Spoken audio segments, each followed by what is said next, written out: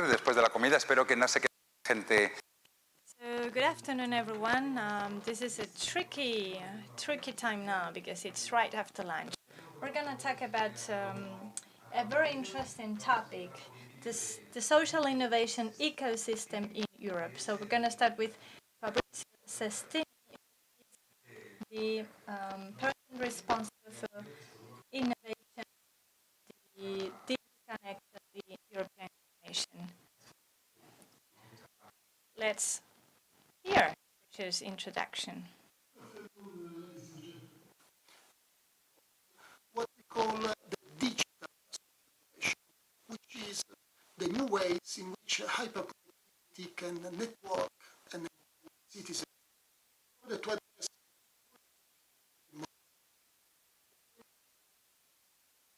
facing nowadays. The challenges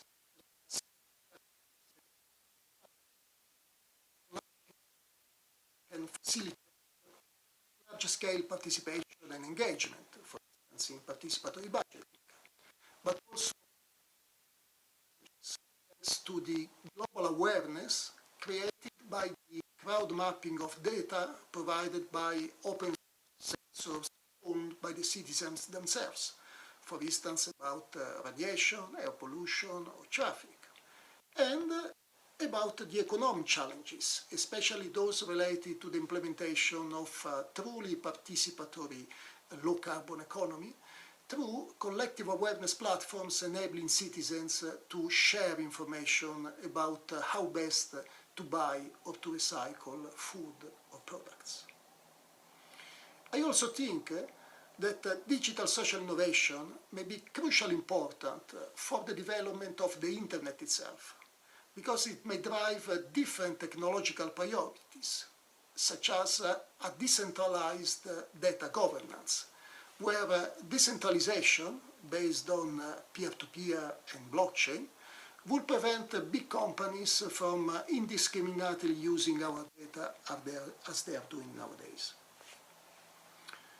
As you know, we have been exploring all these areas and others within the CAPS projects in the real world with real communities of citizens involving a diverse and multidisciplinary constituency which is made of makers, of hackers, of students, of researchers, of social entrepreneurs, and of industries of any size.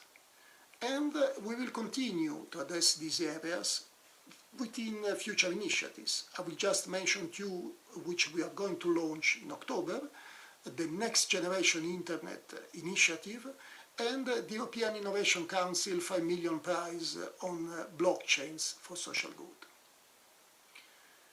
But we cannot stop here. As these CAPS projects and others are creating and testing new technologies and new models, they also show that there are significant economic and political challenges ahead of us, such as privacy and data ownership.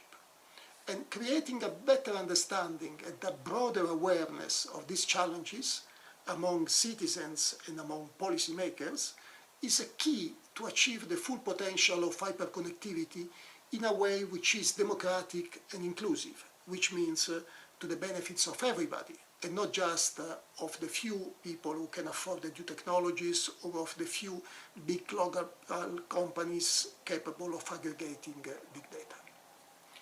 To create this awareness, and I conclude, a broad community of innovators catalyzed by one of the CAPS projects has just launched an open manifesto for digital social innovation, which you can find online, and which is aiming at promoting bottom-up solutions leveraging on participation, on collaboration, on decentralization, on openness, and on multidisciplinarity. You are all welcome to read it and, if you subscribe to these goals, to sign it. I thank you for your attention and I wish you an afternoon full of exciting conversations. See you soon.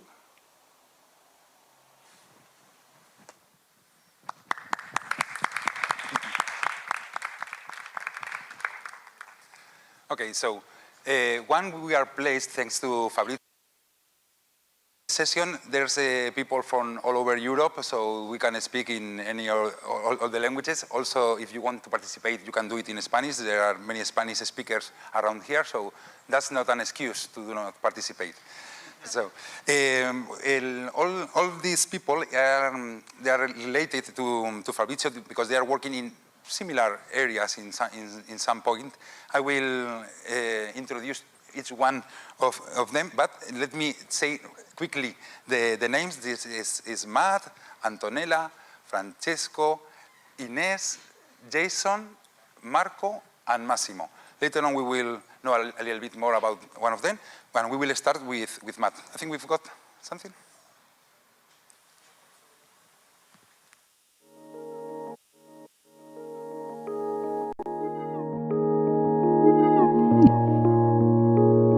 Nesta promueve y respalda proyectos de innovación social digital, buscando, generando y dando forma a nuevas iniciativas en Europa para afrontar los nuevos desafíos sociales de nuestro tiempo.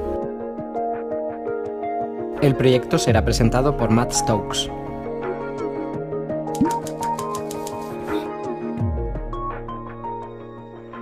want to stand up or you want to keep on sit? Perfect, perfect. I'll see. Is this on? Yeah. Yes. Cool. Hi, everyone. First of all, thank you for having me, especially to Yolanda and Angel for Civil Voluntarios. It's a real pleasure to be here, and it's been a really great morning with, I'm sure you'll all agree, some really exciting stuff going on. So I work for a charity called Nesta, based in London, which is an innovation foundation. And we exist to try and back ideas which can tackle some of the big social challenges of our time in areas like healthcare, democratic participation, education, and so on, environment as well. And over the past 3 or so years, Nesta's been quite deeply involved in digital social innovation in a couple of projects. The first called, rather inventively, Digital Social Innovation, and the second, Digital Social Innovation for Europe. And over those 2 projects, we've been trying to support the community of thousands of people across Europe who are doing really amazing things with technology to try and tackle social challenges. So we see things, as Fabrizio said, things like citizen sensing, things like crowdsourcing, all the way to things like blockchain for good, how we can use things like machine learning and artificial intelligence for good. And we've been trying to support them and support others in the ecosystem as well to try and really take digital social innovation to scale. We've seen that there's loads going on, and through our crowd mapping on our website at digitalsocial.eu, we've mapped about 2,000 organizations and 1,500 projects using tech for social good. And we know that that's probably only a snapshot of what's actually going on. But what we've also seen is that a lot of these projects have struggled to scale and haven't had as much impact maybe in kind of mainstream public service provision and mainstream charity provision as we might like to have seen. So in our work, we kind of try to do 3 main things. The first is to support the social innovators who are doing really great projects like the ones you've heard about this morning, like the ones you hear about the rest of today and also tomorrow. And we've done that through our website at Digital Social, which I mentioned. And we've also been running events and trying to connect practitioners to each other.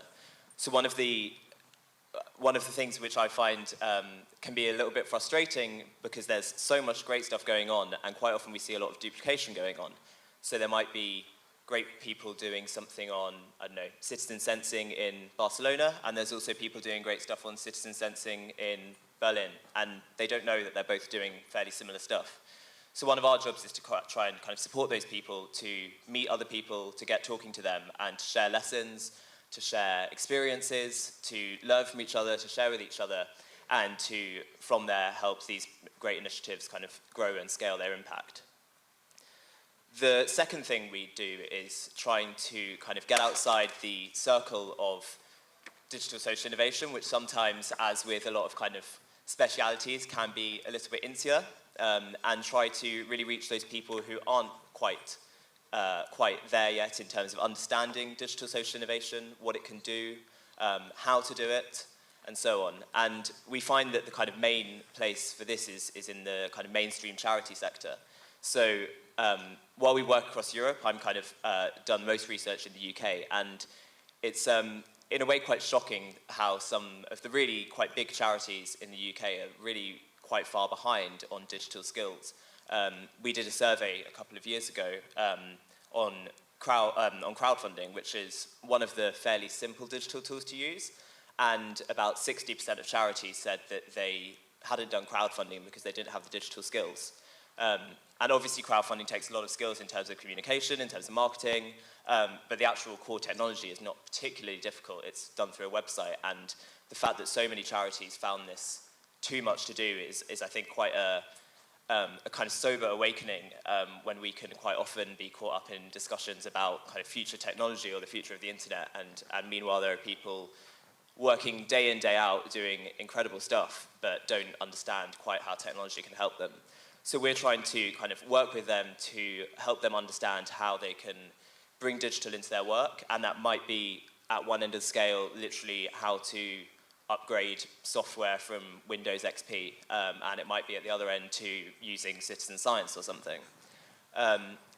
And there are some really great organizations also doing work in this space. So I don't know if any of you will have heard of, for example, CAST, which is an organization set up about 2 years ago in the UK, called the Centre for the Acceleration of Social Technology.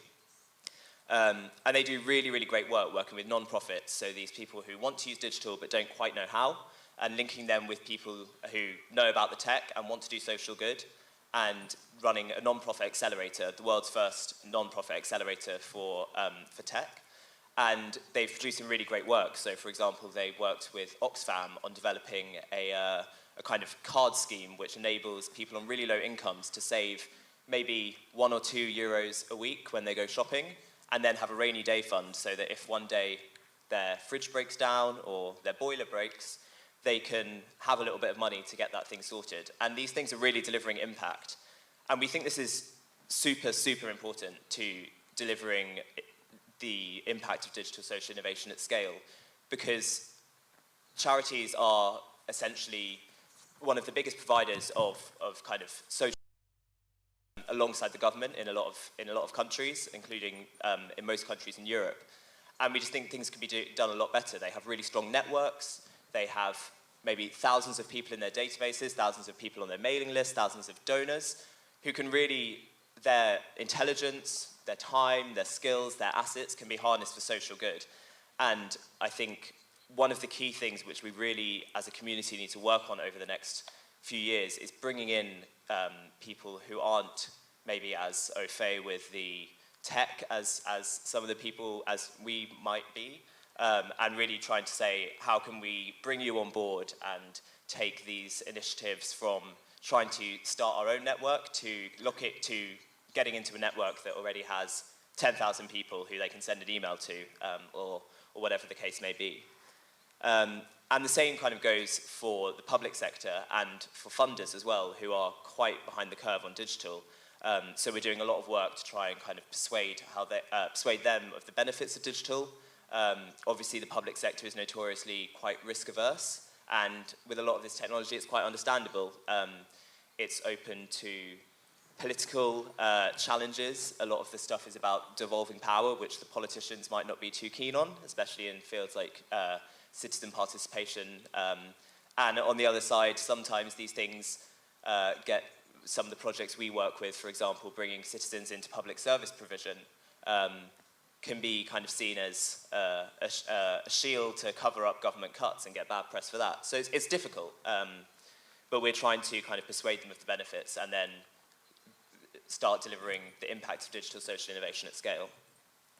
And then the third thing we're trying to do is support kind of systems change through working with policymakers. So working with people like Fabrizio and his team in the European Commission, but also working with cities. Cities are a kind of real hotbed for digital social innovation. They have a density of people, of assets, of good infrastructure, of clusters of innovation. And we've seen really amazing stuff going on, and there are some cities doing amazing stuff in digital social innovation. The kind of, I guess, poster child is Barcelona, but there's also great stuff going on in a lot of other cities.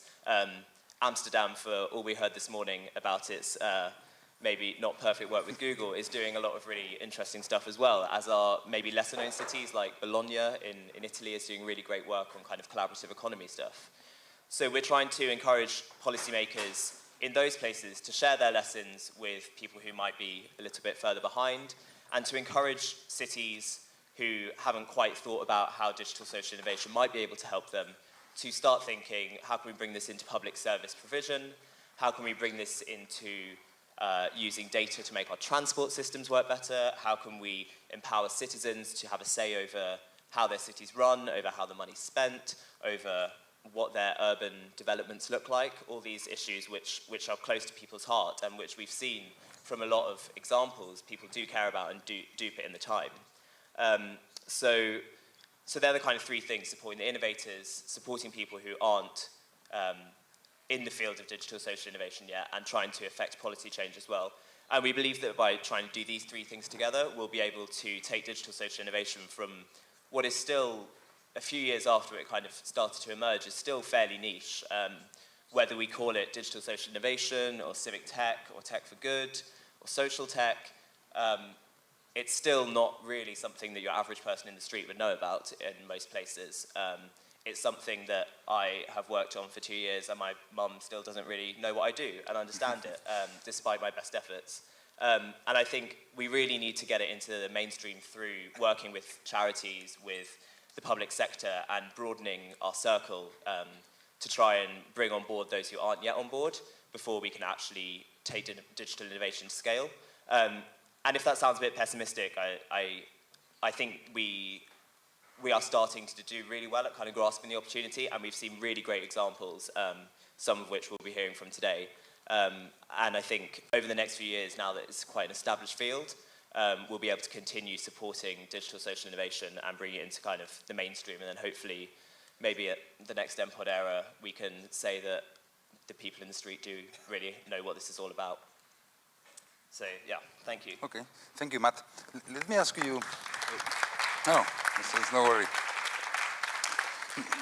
Is it easy to find, to identify that innovators between the citizens? It's quite easy.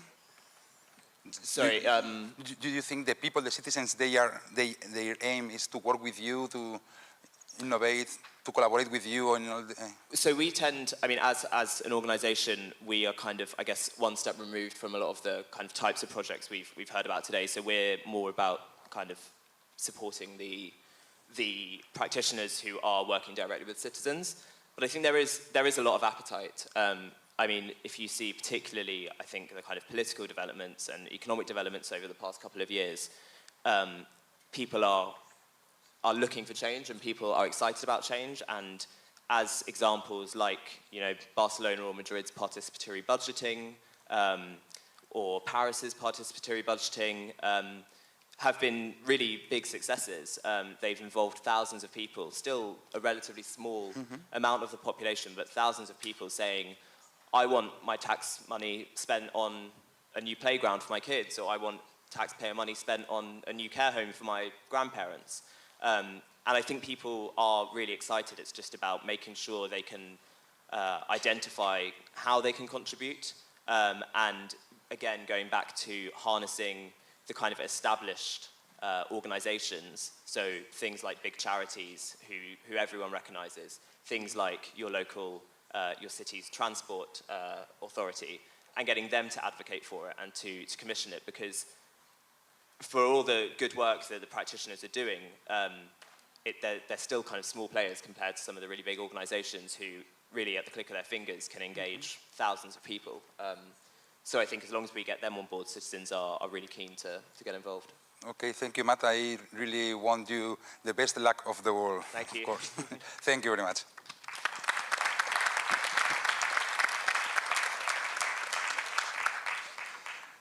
Now is the turn of Antonella Bassani. He will explain us about the evaluation of the impact, for the social innovation. Yeah. That's one of your areas, because as I read in your curricula, you were specialized in so many things. I think there's a short video explaining, introducing you.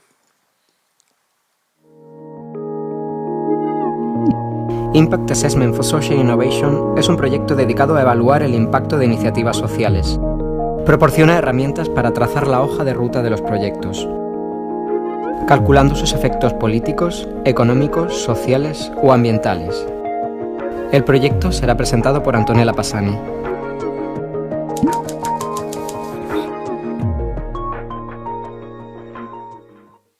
Yeah, I will first of all like to say why my curriculum is a little bit schizophrenic, which is because I'm a sociologist, a social scientist I was born as a cultural anthropologist. And I don't know if you are familiar with academics word and anthropology. It's not that everybody wants to put a lot of money in it, of course. So I started as anthropologist and started engaging with technology and working with children and self-representation of identity for migrant children, trying to understand how they can put in image what they're thinking about, who they are, what they want to be. But then the project finished and I had to pay the rent, and I want to pay the rent, most importantly. And in the company I was working for, they said, okay, there is a project about technology. You know nothing about technology, but you speak and you know European Commission project, so why you don't jump in the unit of technology? And I say, yeah, I have to pay the rent. I will be very happy to join you. So I spent the last 16 years of my life working with software engineers. And for many, many years, I have been the only woman in the projects and the only social scientist in the projects. That have been very challenging at the beginning, but very, very interesting. And I'm so happy that now is normal and well accepted the fact that technology per se is not the solution, not even the topic, but interdisciplinarity and how to use technology for social good or for environmental good is becoming every day more common. Still, most of the people that is training in humanities know nothing about technology and are scared about a website. And it's the same about the charities, as Matt was saying. This is a huge problem in European culture, I think, and the challenge that I think we all have the mission to overcome. Really, there is a lot of work to be done for the next generations, and because I don't think that the digital-born generation exists. They are using tools. They do not have any idea how this tool has been developed or programmed. So I think one of the topic is that on the floor to be discussed also in these 2 days. And the reason why we developed, thanks to the CAPS program methodology for the impact assessment of digital social innovation was exactly that. So to communicate what are the results beyond the economic impact. Because normally technology, if you work on technology and work on the impact of technology, what they normally analyze is revenue. So if you do a technology, if the technology is successful, you make money. Your company grow, and you, as a social impact, maybe you generate employment, job places. But this is not enough for a technology per se, and not for technology for social good, because maybe they still be small, they still do not earn a lot of money, do not generate bigger revenue, at least at the beginning or even after a long run, but have important impacts on environment, on society, at political level. For example, social innovation can generate new institutions in which, for example, citizens and consumers have a different role from the previous one, or can really rebuild the social life of a neighborhood or a community.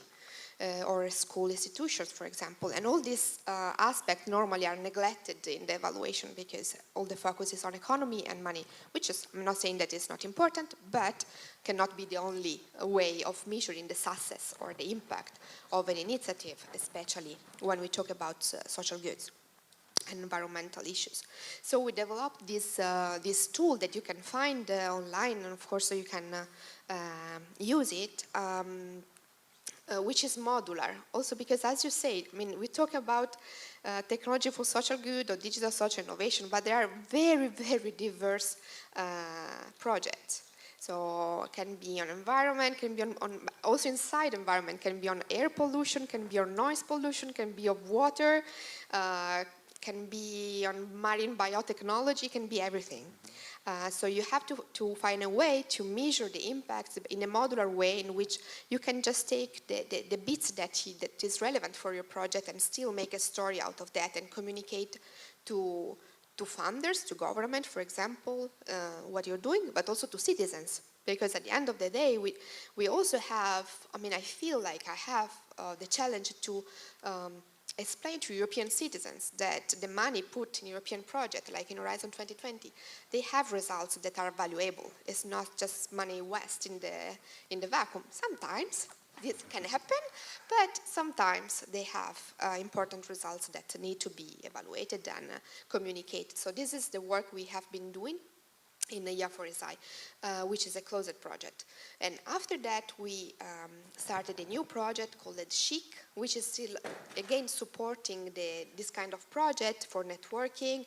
Together with the project cooperated with Nested, we collaborated a lot on this in order to provide them the information they need, the occasion to network, to collaborate, to grow.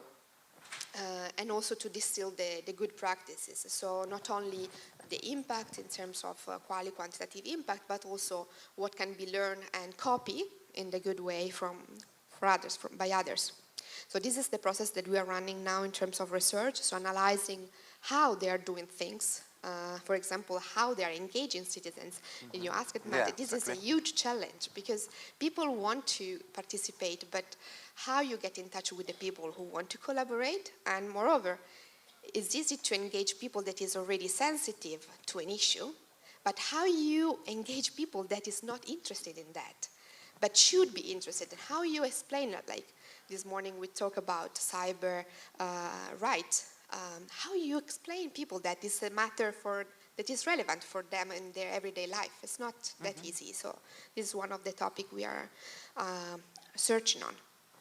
And finally, I speak very quickly, so sorry for that. If I need to slow down, you just say, oh. No, perfect. Thank you. And I will try to slow down. And we supported, the CHIC project supported the emergence of the manifesto that Fabrizio Sestini was mentioning. And there are a couple of slides about this. Thanks. The manifesto that you can read on the CAPSI portal is the result of a consultation with many actors around Europe, which selected 5 points to be stressed in order to push for a further recognition of this community, to make the community voice heard, and to put some pressure, especially in the European Commission, but also to the national government and local government, in order to put the digital social innovation in their agenda. There is need to support. This project cannot run independently. There is the need to be part, to be recognized, to have a space like a sandbox in which experimenting, understand what works, replicate, disseminate, propagate, not necessarily grow in the linear terms of the way. So this version is the results of this process, and now we ask everybody, any organization, but personally every person in each organization, to endorse the manifesto. So you can just go to next slide, to the website, look at the 5 topics, which define what is digital social innovation and what we ask to support digital social innovation, and sign. And if you don't sign, if you could not sign, we understand that, and we really ask you, because we are interested in that, to tell us why. Which are the points that you cannot sign in, and how you think can be improved, because this process is still ongoing, and there's still space for improvement, of course. We want to hear the community and make the manifesto really reflect the idea of the community as much as possible. And the idea is to finalize the process by the end of the year and then go presenting it in Brussels, inviting as many policymakers as possible in order to ask for a better recognition of this topic. So that's the goal. Yeah. Yeah, I mean the CAPS program, for example, is going to end now. They had just the last call, so there will not be another one. So one of the space in which we could this community could experiment will be just closed up, and we have to find, we want to find new spaces. And it's needed to demonstrate, the impact assessment is also for this, we need to demonstrate that there is a reason for financing and supporting these initiatives, but also make visible a community that has been mapped by Nesta with more than 2,000 projects, but maybe is bigger, even bigger than that, but it's not organized enough to ask for support. So we're trying to help this process, which is of course not an easy one, and we are a small project, but we are doing, let's say, our best. No, for sure, I'm in agreement with you that when you evaluate and when you track all what you do, I think that's the point, because you can see, in fact, what the results. No, so thank you for the good job. Thank you.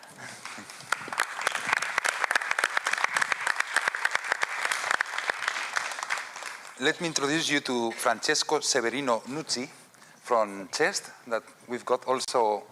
Have we got a video?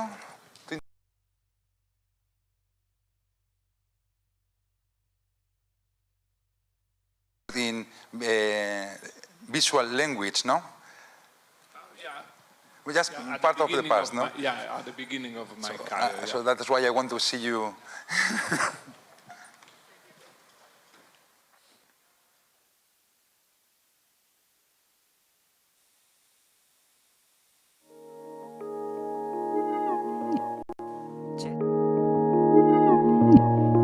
CEST es una iniciativa que busca dar respuesta a desafíos sociales clave, apoyando a la comunidad tecnológica europea y a emprendedores sociales.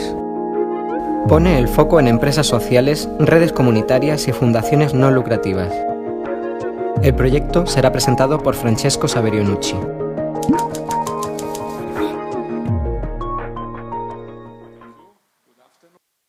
Maybe it's possible to see the website of CEST.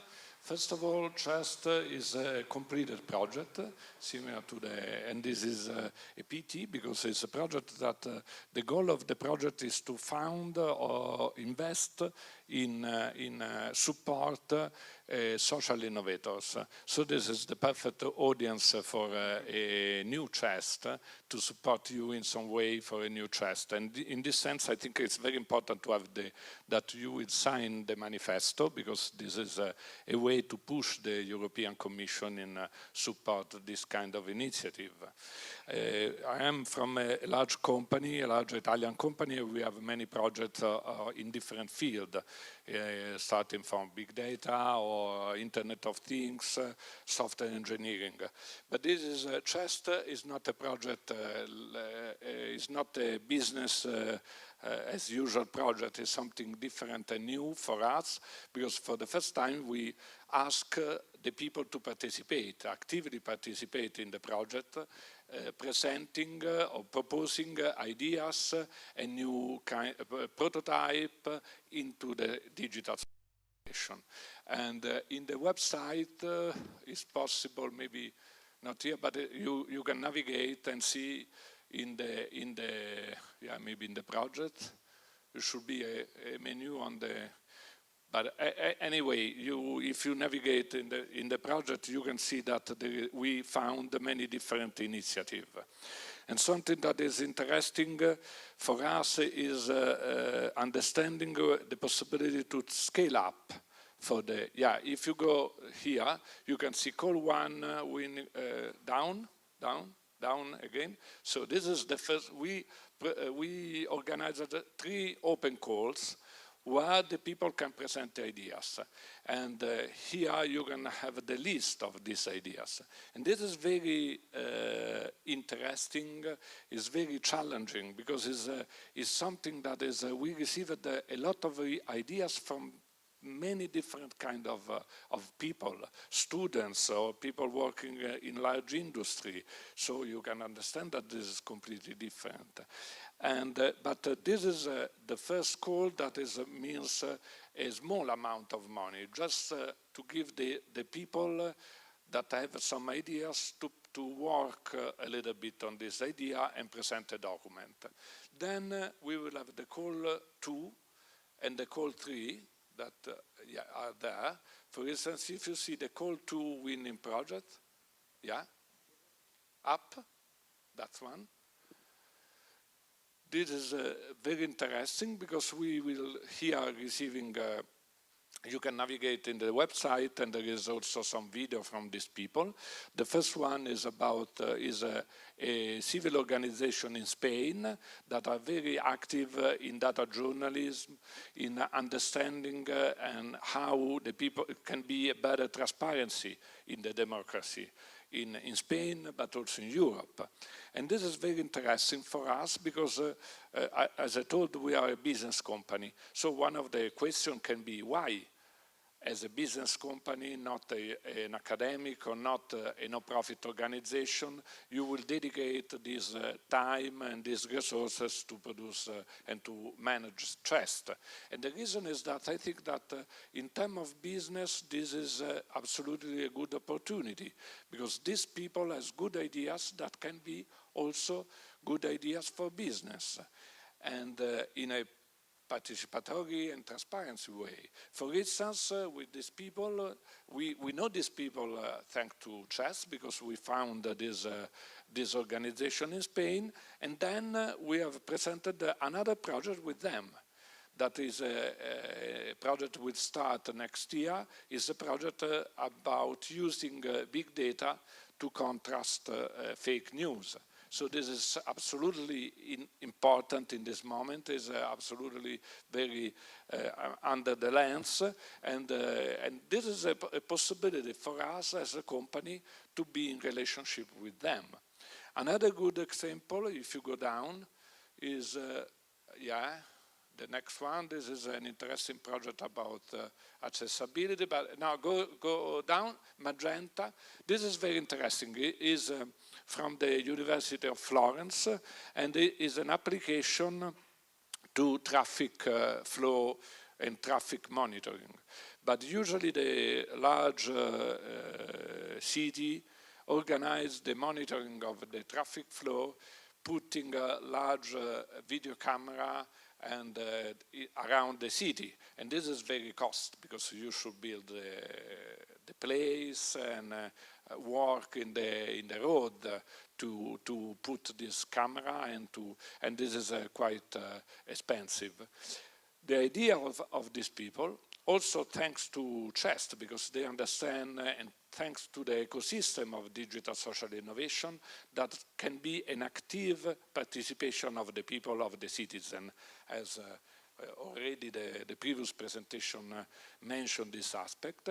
And so how don't use this the people in the city to put a camera maybe in a window or in a shop or in a restaurant where there is some particularly traffic node or important road in a city.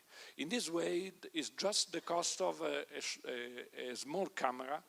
They used an open source hardware, not Arduino but another one, and so it's very cost effective. With 100 euro, you can put a camera. In this way, they can monitor the traffic in Florence in a very cost-effective and efficient way. And now the official authority of Florence asked to use the system. And this is very interesting for us because, as I told, we have seen many European funded projects with a lot of money. And let me say that CHEST is very effective in terms of money that the Commission spent, Fabrizio Sestini, that is in some way our money, because it's the citizen money, and the money that have been spent in CHEST, in my opinion, is one of the best ways to spend money, because it's very cost effective. It's very, we have produced, not we, but the CHEST people, that the people involved produced some better results, absolutely fantastic in terms of the small amount of money. You know, there is a project that are around 10 millions of investment of the Commission, even more, and this is a small project that can distribute a lot of money, small money to the people, but obtaining large and important results. So basically, this is our experience, and unfortunately, the project is ended, but I think that there is many possibilities to present similar projects in the European Commission, to the European Commission, because they start to understand that this way to have open calls, to have, this is a so-called cascading project, because it's a project that will found other project. It's a good way to spend the public money. Thank you. What do you, which are the projects that the chess community likes the most? What are the favorites from the chess community? It's depending what you mean about chess community. In the first call, we try to use a crowdsourcing approach to evaluate the project. One of the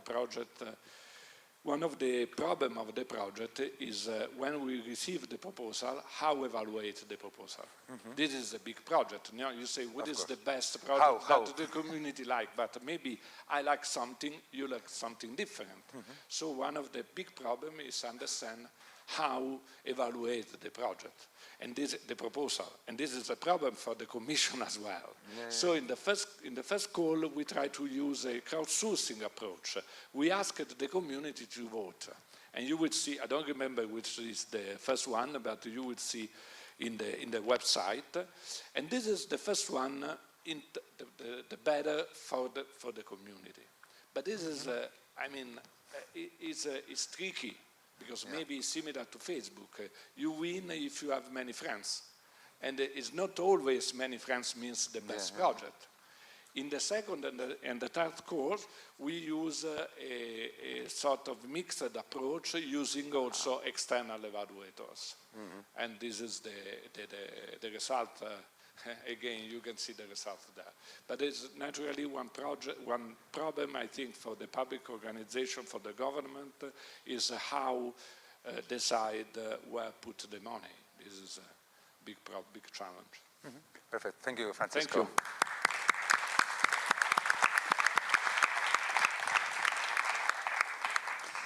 Thank you. The next is Ines Dinant. Is also an anthropologist. I really love when there's anthropologists. Of course, engineers has to make their work, but anthropologists will give that human skin. So thank you for that. So we've got a small video.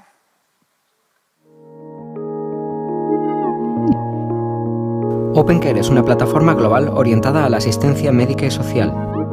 Su objetivo es la búsqueda colaborativa de soluciones abiertas, dando respuesta a necesidades y problemas reales. El proyecto será presentado por Jason Ballet.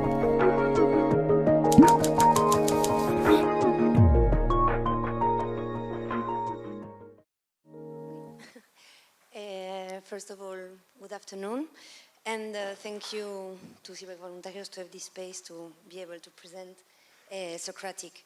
We have a little video that explains in big lines the process that we are supporting in social innovation. Maybe we can start with that, and then I will explain.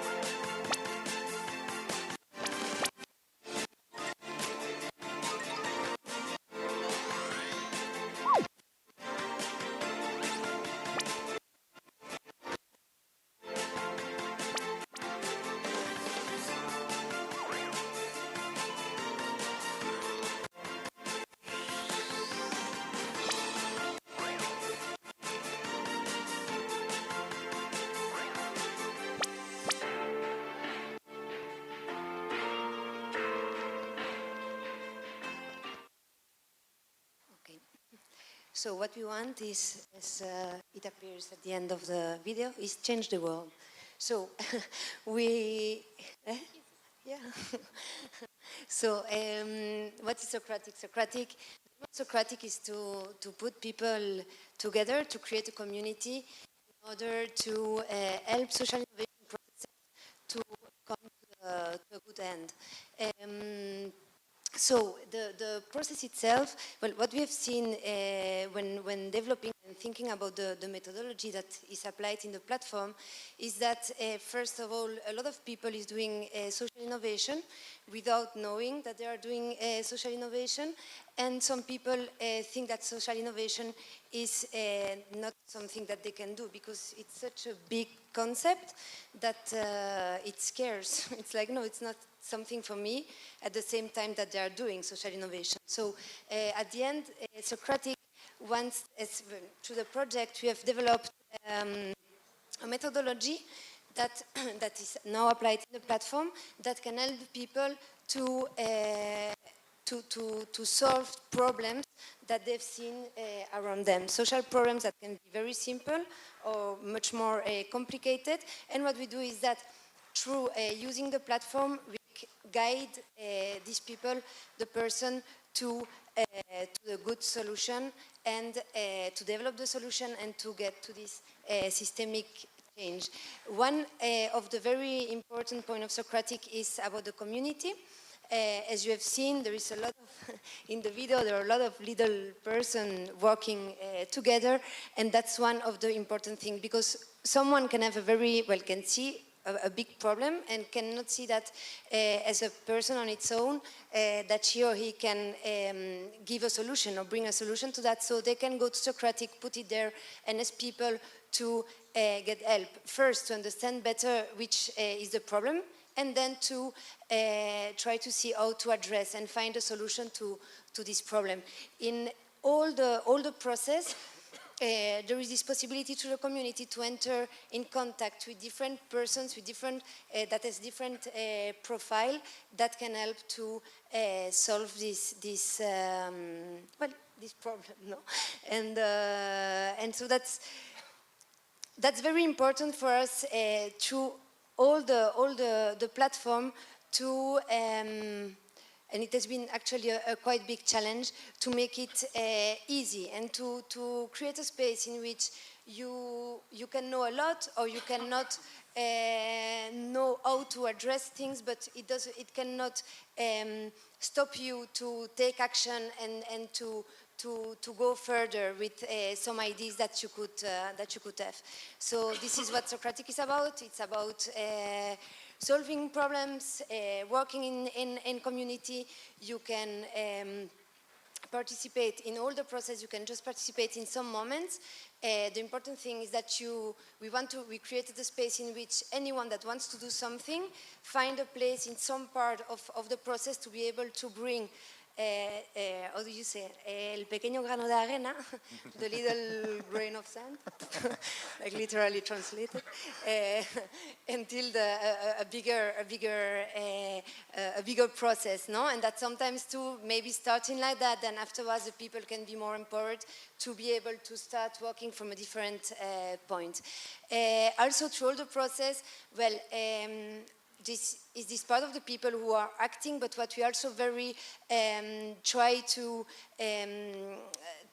make clear in the process is to introduce the beneficiaries, the person who have the problem into the process, and to be constantly in contact with the person, the solution, well, and the collective, the solution is for, no? I am an anthropologist, so for me the person is in the center. We are not talking about users, we are not talking about consumers, we are talking about people, person, and it has to be in the moment through all the process. And so it's also something very important because we think that it's the key of success. So this is in very quick what Socratic is, and if you have questions afterwards, thank you you. can make them. Thank you, Ines. I would like to question, to make you a little question. How do you imagine an example of the people who will join Socratic? Imagine an example. It can be anyone. Yeah. I think An example. An example. No. No, one of the good things is that I think that there is no example. I'm sorry, but because it's another element that we try to do here is that at the end, for example, in the project we are working with two pilots. One is the university in NTNU in Norway, and the other one is Cibervoluntarios. And it's very interesting because the characteristic of the person and the type of activities and the context itself of the university on one side and Cibervoluntarios on the other is very different. But at the same time, the tool may be very useful for both contexts. So I cannot say if there is like one kind of user. Actually, our goal is that there is no one type of user, but that anybody from any age, any backgrounds, anyone that wants to be able to participate can do it. And this is one of the very important points. I'm sure it's going to be a big success. Congratulations for the work. Perfect. Hopefully. Thank you, Ines. Thank you.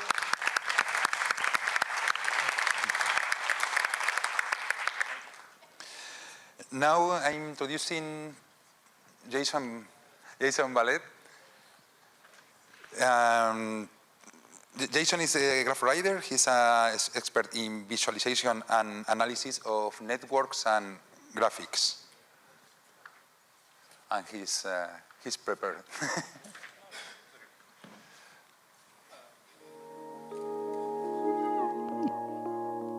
OpenCare es una plataforma global orientada a la asistencia médica y social. Su objetivo es la búsqueda colaborativa de soluciones abiertas, dando respuesta a necesidades y problemas reales. El proyecto será presentado por Jason Ballet.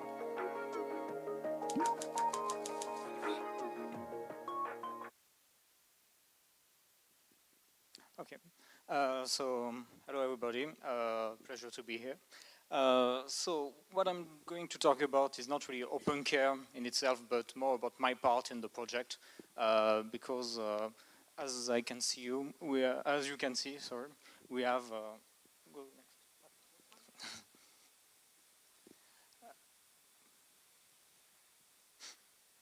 next. Speak. Okay. Wait, that's not the right one. Yeah, this one.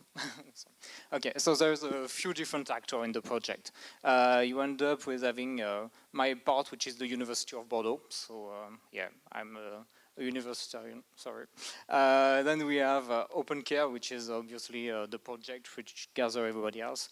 But we also have some people from Edge Riders, which is an enterprise which is kind of help gathering new people which are on the edge of society.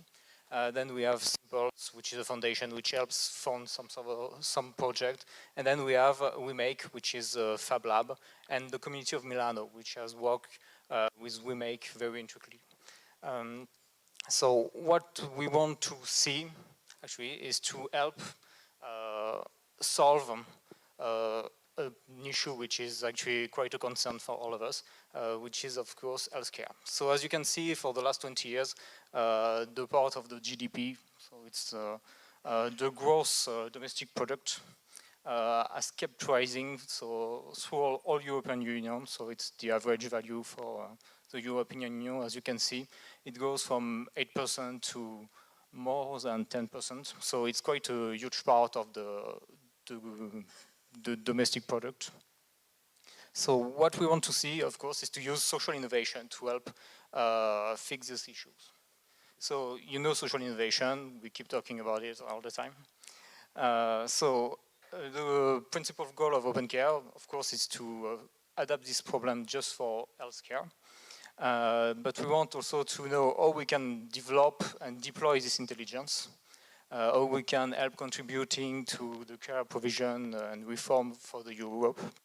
And we want to take a look at, so it's our part, how we can actually advance this kind of intelligence and use, in a case, social semantic analysis or social network analysis. So that's more what I'm going to talk about. If you have any question about the project as a whole, you are welcome to ask them away. But I cannot guarantee I'll be able to answer them.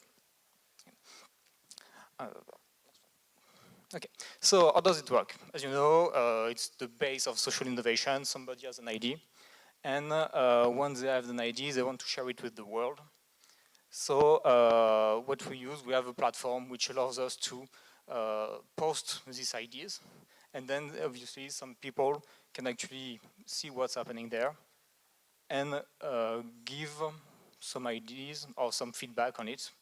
So we can have maybe some specific information, some new point of view or piece of the puzzle. Then we can have also some way to rework it, rethink it. Maybe have some sort of feasibility analysis or so on. And of course, there's also some people talking about cats everywhere. So what we want to do from here is we have an ethnographer, which is here to help us in the project. So we have all this discussion happening between all the users. So, sorry, I'm not supposed to. Okay, it's user of the platform, not consumer. So all the people who are talking about those ideas, and what the ethnographer does is, I'm going to say she because it's Amelia who's working on the project. She's actually looking into this conversation, and she starts to add some annotation code.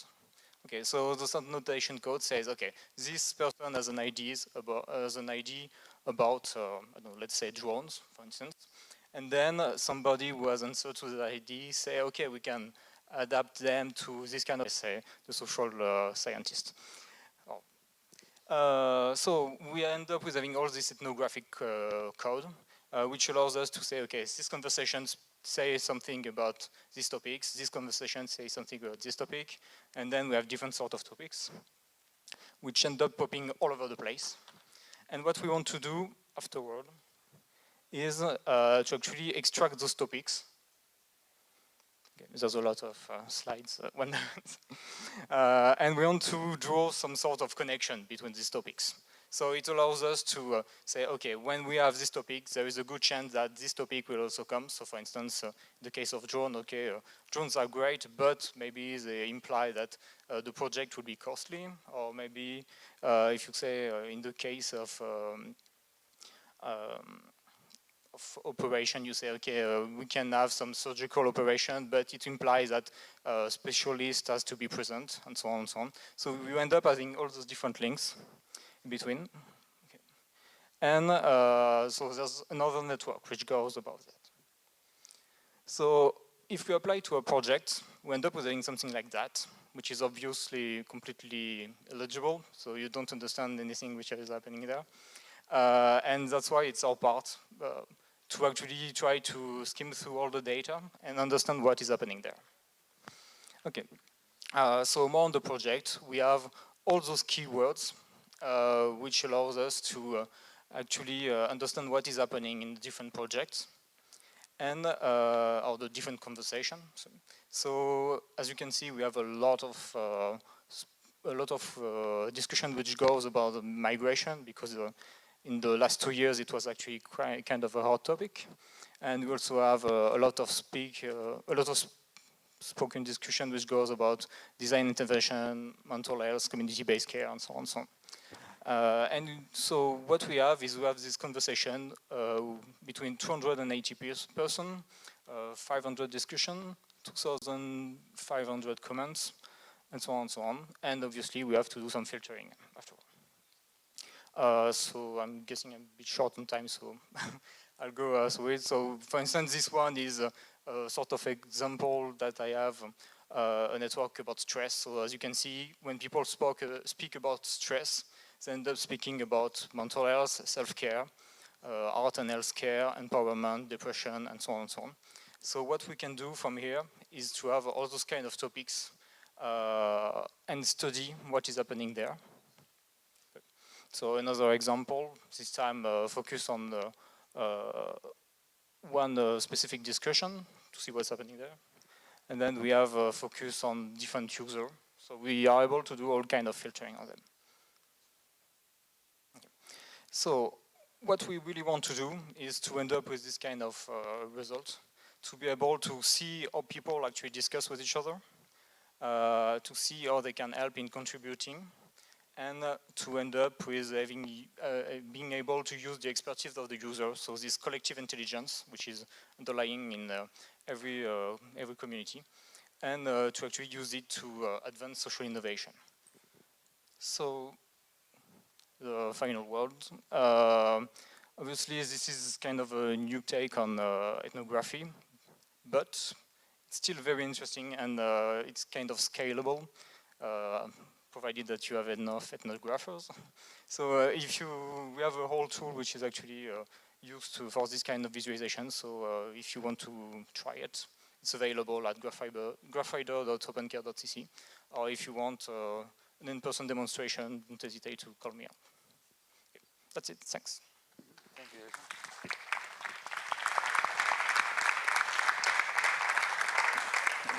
So there is still a lot more that we may not have seen. What do you expect?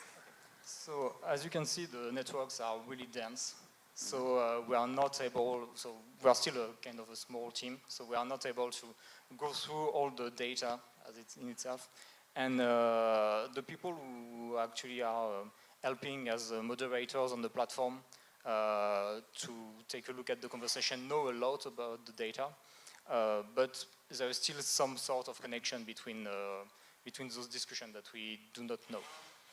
So this is what I mean. It's not, as I say, it's supposed to be like about social innovation, but the fact that we are opening this analysis to the whole world means that we are kind of expecting from people to take a look at it and say, okay, I see a connection between maybe this kind of topic and this kind of topic, and it's happening a lot, so I want to take a closer look at that and see what can emerge from this kind of association. Sounds great, Jason. Congratulations. Thank you. Thanks.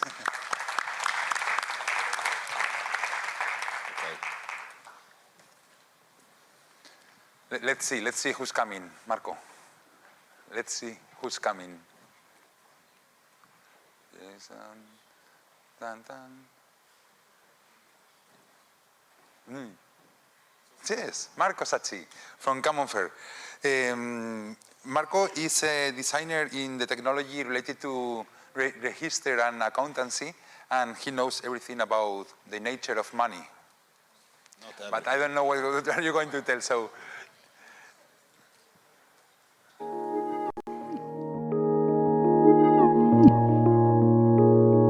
Common Fair es una plataforma que busca impulsar un nuevo modelo económico a través de la colaboración, experimentación y solidaridad, para impulsar respuestas sostenibles a dificultades cotidianas. El proyecto será presentado por Marco Sacchi.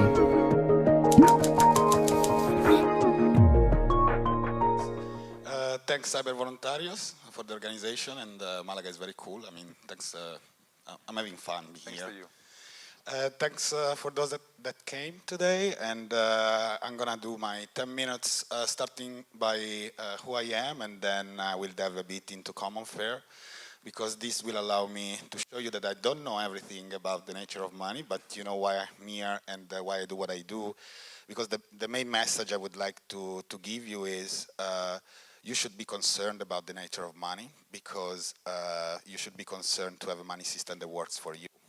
And well, if you think that it doesn't work for you today, and in my opinion, it doesn't. So my story is very simple. I'm Italian. My father is Italian. My mother is from Mozambique. And I was born in Italy. So as you see, it's yin and yang, it's black and white all the time in my life. And I have been a very committed social activist, political activist from the left. And I still am, although the left doesn't exist anymore, at least in Europe.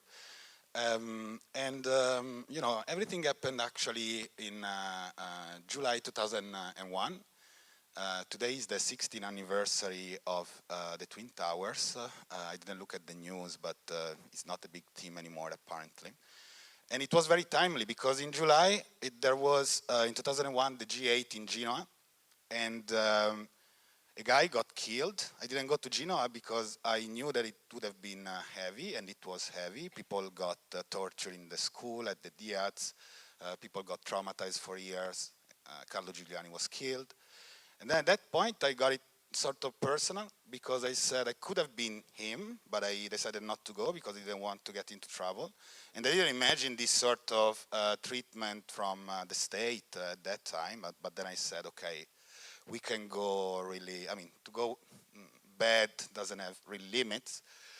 And I said, okay, I was studying philosophy, the bachelor at the time, philosophy of language, and I got really interested in finding out what was inside the red zone, because all the trouble was because the demonstrators wanted to go into the red zone where the head of states were. The police didn't allow them. Carlo got shot. And I said, okay, what's inside there? Okay, is the G8, so it's the economic system, head of states, the most powerful country in the world. And then I did a master in philosophy and economics. And what got me really hooked was money.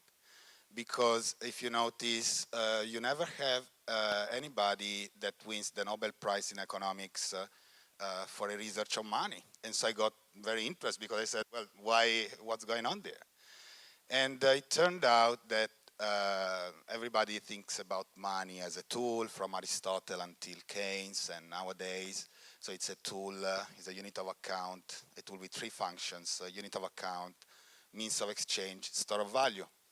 And we can use it for these different functions to make our economies flow, if there is enough money around. But then it turned out, digging more, and I prefer this definition, money is not a tool, money is an agreement. And again, coming from the study of language, if you study money, then if you take a banknote and you read what's on a banknote, it's a promise to pay. The governor of the central bank signs it, so it becomes real, and it's just a piece of paper. So a 100 euros banknote costs 3 euro cents to be produced, but then when the central bank issue it, it values 100 euros because they have the authority to do so. And so going on in my studies, then I started a PhD in England, and then Bitcoin came on the scene. I noticed that it's possible, for example, we have the Maastricht Treaty, or we can have the Bitcoin algorithm for mining, and the agreement change. Or you can have local currencies, even in Spain, you have some of them. So it depends really on the kind of agreement we have. After the Second World War, you have cigarettes pockets because that was the means of exchange, and everybody agreed that that was money. So with cryptocurrencies, now we have a new agreement, which is decentralized, and with Commonfare, the project I'm involved in, we are trying to go beyond the boundaries of what's out there in the application of technology and the use of money, again, for the social good, for social innovation. Because Commonfare is meant to be a platform. We started last year. It will go live. I mean, if you can put on commonfare.net website, or if you go on commonfare.net, you're going to see that there is already a release there, but it's the first one. This month, we're going to go with a second. Next year in April with a third. And then in 2019, we will launch the fourth and final one. On Commonfare, we put information for people that we define in PIE conditions, P-I-E, because the Commonfare is the platform of the PIE News project. So the official project with the EU is called PIE News, which stands for Poverty, Income, and Employment News. And the idea is to put information on welfare provisions, because a lot of people doesn't even know their rights and what kind of benefit they can get from governments. And so they stay in poverty for lack of information, and so we want to fill this gap. Then we want to ask people, and we start with 3 pilots in Croatia, Italy, and the Netherlands, to tell their stories, especially the stories that they have when they can solve their poverty or low income or unemployment situations when they don't use the public benefits. And so they are ingenious, or they collaborate, and they solve the problem of they improve the condition independently from state intervention. And then the third part, which is what I have the honor to work at, and I have the luck to be in the right consortium to win the bid, is what we call support. So the idea is to give a digital currency system itself on the platform.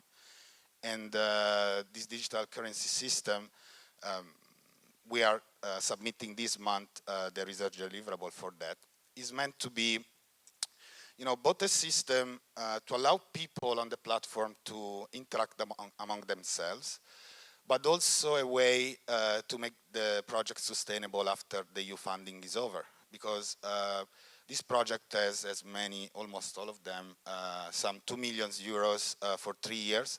We are 9 organizations, and I can assure you that it's just enough to get to the end of the funding, but you cannot expect any of that money to go to then make the platform sustainable long term. So we got in the pie condition ourselves, and so we said, okay, we have to solve the problem of scarcity, and luckily there are a lot of bad sides, and this morning we've been reminded some of them about blockchain, but a good point is that it's digital money, and so you solve the problem of scarcity, not Bitcoin itself, I mean digital currencies and the blockchain. Because we can issue as many million or billions of coins that we want, we can distribute them to people, and at the same time we can, and we want to use the blockchain to go into the capitalist machine or capitalist monster, call it as you want, depending on your ideology, again, yin and yang. We want to try to build something that sounds like social capitalism, which is an oxymoron, but with blockchain technology, we think we can make it concrete. How? We take money from donors or philanthropists or people that want, to help other people with fiat currency, so with euros, dollars, or bitcoins to be converted, and we just want to distribute it through smart contracts to NGOs, or to build scholarships for students that are too poor to pay for university, or invent mechanisms on top of everything, which is one of the main pillars of the common fair economic model, deliver basic income, simply. You enroll on the platform, you can prove that you are poor or you are eligible for a basic income. It can be also unconditional, but we're working with people in poverty in the pilots with low income and unemployed. And you simply receive euros. And we want to make the platform, to incorporate the platform at the end of the day, at the end of the project, in an NGO itself. And through another project I've started to be involved in, and a colleague of mine is here, we started to work together a couple of months ago. The idea is to build up an ICO, an initial coin offering, so again, blockchain industry. Open a foundation in Switzerland, because it's the only place where you can incorporate structures to run ICOs in a legal way. So it's a non-profit foundation called YETA, so it's Y-E-T-T-A. And we want to serve common fair, so to funnel the money from philanthropists and give it to the common fair platform that distributes it at the individual level to organizations in all of Europe, because we think this is the only way to make the project then scale, because I don't know how many minutes I have, but I'm almost done, but the idea is that all these collective awareness platform has the little defect, as Antonella was saying, fundraising is a problem. The madam here today was like, if you have lots of money, give it to me because we need money. So the idea is to make it self-sustainable, and the only way that we saw, since philanthropy is a $1 trillion industry per year, we're just saying, okay, let's take it from people that is giving it away anyway, and just give it to the most needy that could be in Europe with common fare, but it can work globally. The idea, and what differentiates this YETA protocol from all the others, is that the donation will come then from the speculative value of the appreciation of the crypto coin on international exchanges. So either you do it with speculation, and this is new, or if you really want, you just give a one donation, and we are sure that the money is going to arrive to the right recipient. So again, I gave you the snapshot of common fare on the money side, because it's what I'm working in the platform, but it's bigger. I told you there will be, storytelling, you can post videos. It's a sort of Facebook, it's a sort of social network to allow horizontal networking among people in pie condition. And we will hope that we will help people also to find the right information from the welfare state to the benefits that they can, they are eligible to.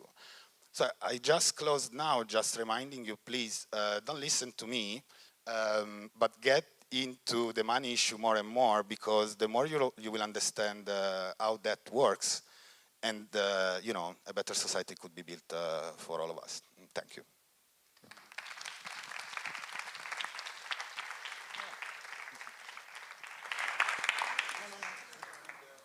Marco, tell us a little bit, how do you see when is going this to change? Is it something in 10 years, 20 years, next year? And how do you see the future, the role of the money in the future? Well, I don't have the crystal ball, of course, but there is the main most important piece of data that you have to take into account is that all nation states in the West are broke. The next bubble will be, a sovereign debt bubble, like Greece, but sort of global. And what they will do, and I think it's gonna get some people in the street at this point, but also people with a white collar. They will switch from bailout, so we take people's money, taxpayer money to pay the banks, so they're too big to fail, that they will not get bankrupt. It's gonna be the bail-in. We're going to take the money of the people to refund the state. And so for all the people that has more than 100,000 euros in the bank account, the state can take everything just to refund the state's cashier, the exchequer. And the funny part is that all this debt is sort of illusory, because money is created out of nothing. When you go to the bank, they give you the money as a loan. And we think that they give the money of somebody else that is saving in the bank, but in reality they just put the numbers on the computer and boom, the loan is created, And all the debt of our countries could be just sterilized and clean with a simple accounting entry at the central bank. They will just freeze it and we could just start from zero. But since this is a very effective social control system, they don't tell us, they don't do it. So I don't know how long it's gonna be. That's why I tell you, get informed, because the more we know it, and the quicker we can get to a better future and the money system that can work for us better. That's how I can answer. Okay. I don't know if they are good news. I don't know. Listen to the message, don't kill the messenger. Okay. Thank you very much, Marco. Thank you. Thanks.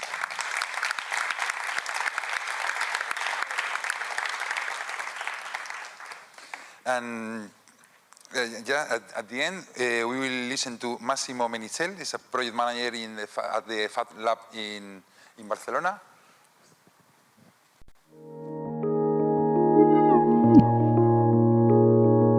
Make It es un proyecto de investigación centrado en el movimiento Maker como impulsor de innovación social y sostenibilidad. Ciudadanos que hacen y producen lo que necesitan. El proyecto será presentado por Massimo Menicinelli.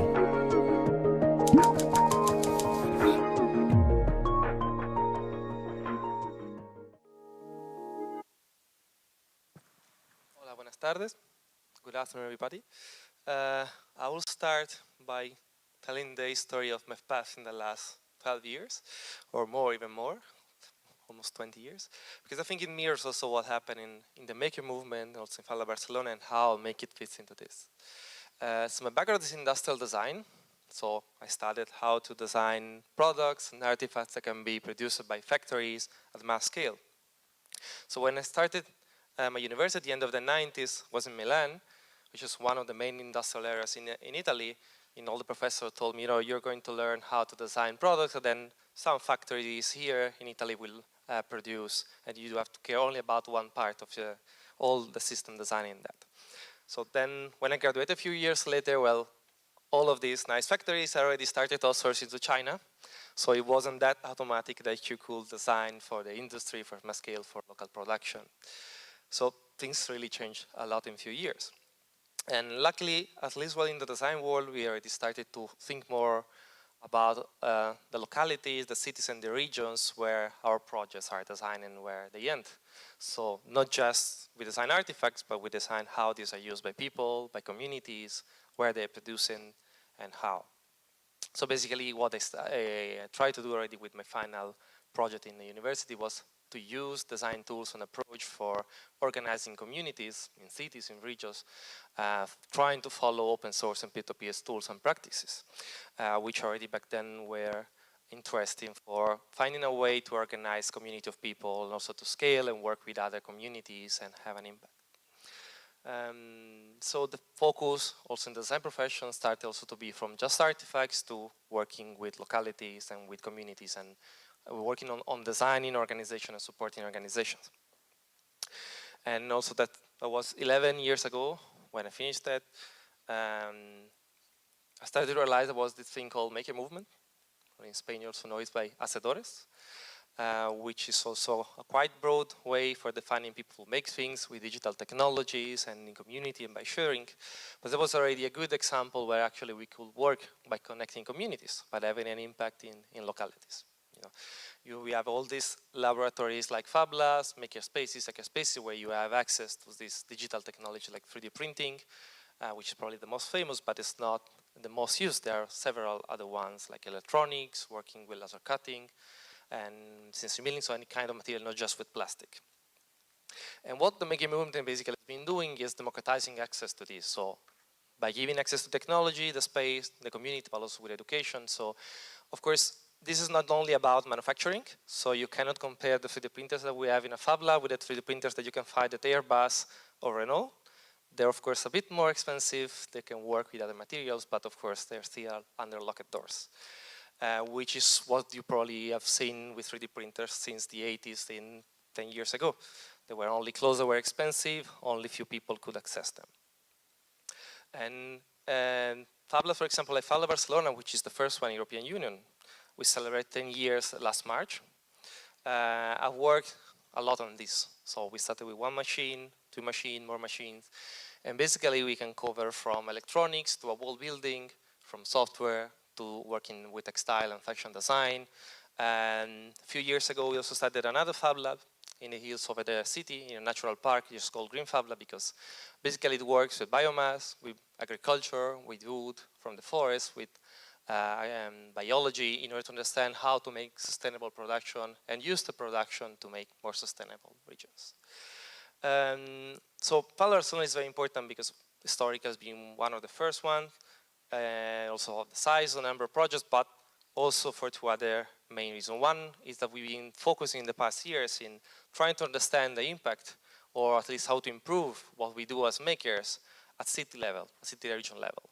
So here again, we move from artifact to locality. So it's not about just bringing back manufacturing to the cities, urban manufacturing, which is a quite complex thing to achieve, but even partially, even just with the making movement and with more craftsmen and local businesses, what happens if we design something that then is used in the city, for example, for checking the quality of the air, for growing food in the city, and then we scale it with the citizens. This is not as bringing back factories in the city, but we have a huge impact in the city. So that's why we call this Fab City. So it's not the smart city.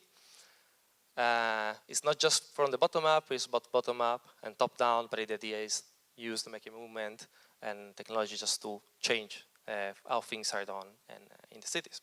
The other things that we've been doing in Barcelona is more than giving access to the machines. So it's not the typical lab where you just pay, you get registered, and you get access to the machines whenever you want.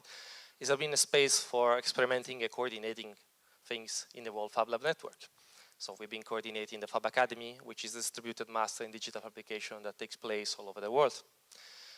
We've been also developing FabLabs.io, which is the open source platform that connects all the Fab Labs of the world. We have 1,200 labs all over the world, and in Europe there are 600, so half of it are just in Europe, and we have 11,000 users, so it's really like a huge platform for giving support and co-organization.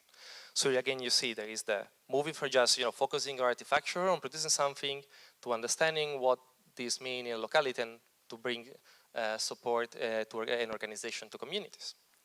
So make it completely fits into this, because it's not a project where we are working on production itself. We are not working research in 3D printing or artifacts, but we try to understand how maker communities, how maker initiatives, be a Fab Lab, be a project like Arduino, be a commercial project, something else, how they organize, what is their governance, how is it structured, and how these basically translate to behaviors in the community, what is the collaboration, what is the dynamics, the values that they generate, and how these do create value and therefore also impact. So we're working more on, let's say, the more immaterial, the more social and process nature of digital fabrication. And for doing this, we started with analyzing in-depth 10 case studies all over Europe.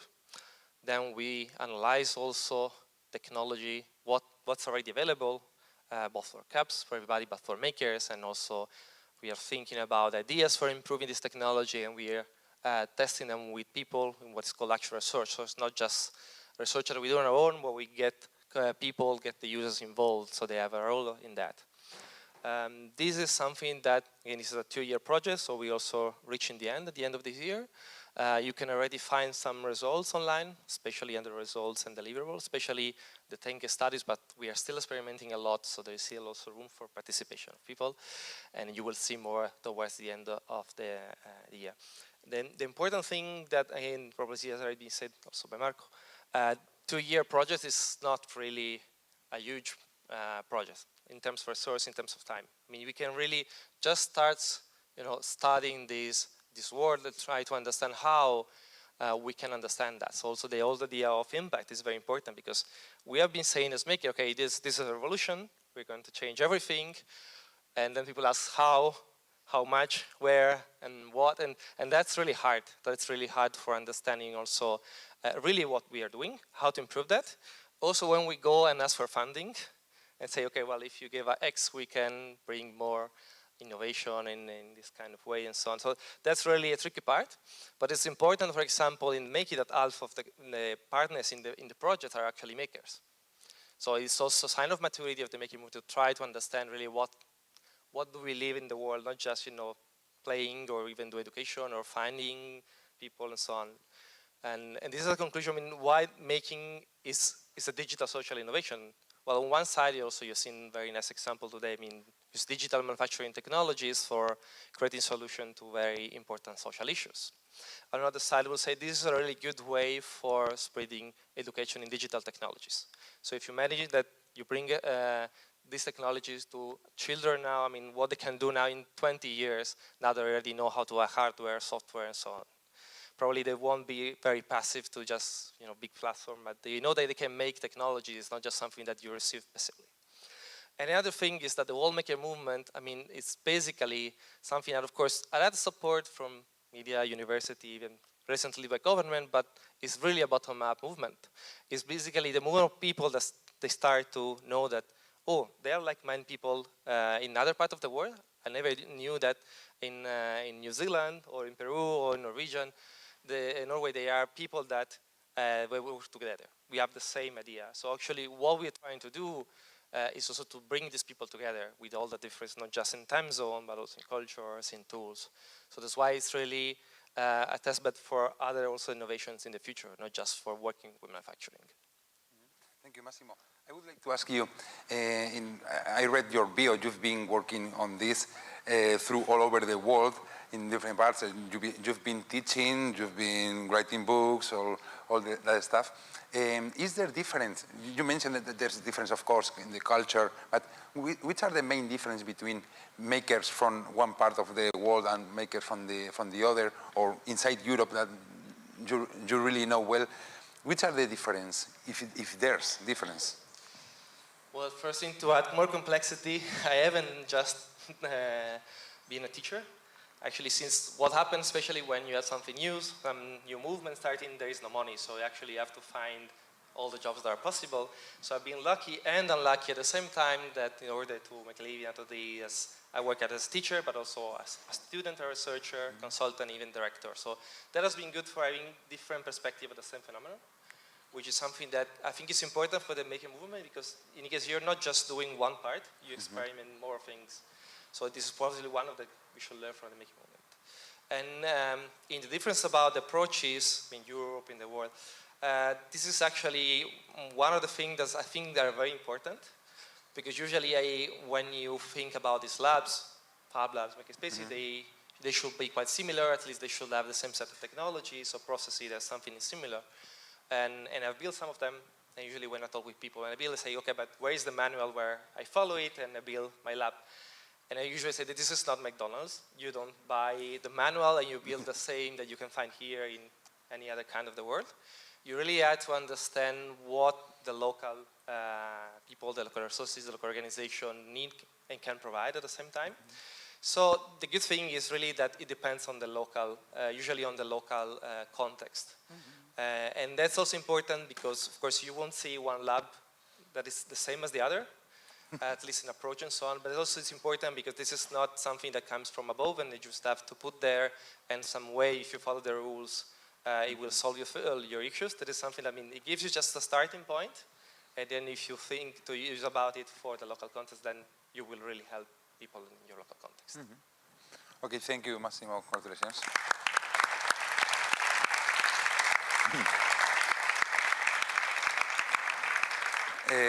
Y ahora, bueno, ahora es complicado, pero lo que viene ahora. So now this is going to be complicated, so if you want to make questions, most of them speak English and Spanish. So now we have the jam session, what is called the jam session, meaning something that is not structured at all. So you have to really take the initiative. And I know this is difficult for Spaniards because we're not used to speaking. This comes from the school days because we tend to think that only the teacher can speak. But I really invite you to ask for the microphone and to really make questions. I know it's tricky, I know it's difficult, and I know that somehow you have to break the ice. But I have a trick that always works. So I bring Santi to the stage and he cracks some jokes. But I'm sure someone else can talk about something interesting. I was talking over lunch with Mari Carmen, and she really has some interesting ideas. Anyone else? Anyone else who wants to take the floor? Well, while we wait for Mari Carmen, maybe you can talk about yourself. You can speak English, French, Spanish, or whatever. I'm going to be very brief. So I'm a wheelchair user, and I needed to electrify it. So I went to the market, and all I could get was a very, very heavy and bulky wheelchair, 30 kilograms, and I don't know how many thousand euros. All of them were burdensome, and they prevented me from freely moving. So I thought to myself, okay, I'm going to design my own wheelchair. So I designed my own scooter. It's like a scooter, like a small motorbike, trottinette, as they call it in French, that enabled me to adapt it to my wheelchair. So this scooter weighs 6 kilos.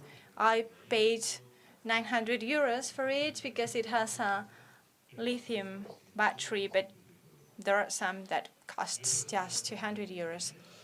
So I attached it to my wheelchair, and it's perfectly functional for me. And I won an award with this invention, with this device, because I disseminated it. And well, this is great. This is my new invention. This is great. But I encountered some problems, nevertheless. For example, when I approached the technicians and the engineers, there were a lot of communication problems. They didn't understand what I needed. So then I approached an architect, a friend of mine who's an architect, and he devised he gave me some plans and sketches, and then I took these sketches to the technicians. But they said, okay, we can do this, but it's going to be very, very expensive because it involved a lot of time and resources and materials. So maybe a Fab Lab is the thing that I need when I need these kind of things. I used to be high school teacher, and I approached Fab Lab and I said, well, these guys, I have this problem, so please, could you please help me? Because I'm really stuck with this problem. No one can help me. No one can understand me. Do you think you can help me? Because earlier I approached high school and I said, maybe your technology students can help me with this. And they say, no, we don't have the time. So I went to the university. I approached a university department, and they said, no, we don't have the time. We don't have the money. Forget about the patent because, well, I don't want to get it on a patent. It's against my philosophy and my vision of things because patents are capitalist, are part of the capitalist system. So I decided not to patent it. I just put it on the web and I disseminated this innovative idea. And this is an innovative idea because it is a modular wheelchair, a traditional simple wheelchair to which you attach something that makes it a completely new, different wheelchair. That way you can climb stairs or small stairs. Also, it's modular because you can add things. There could be a series of add-ons, things that you can attach to it for overcoming specific problems.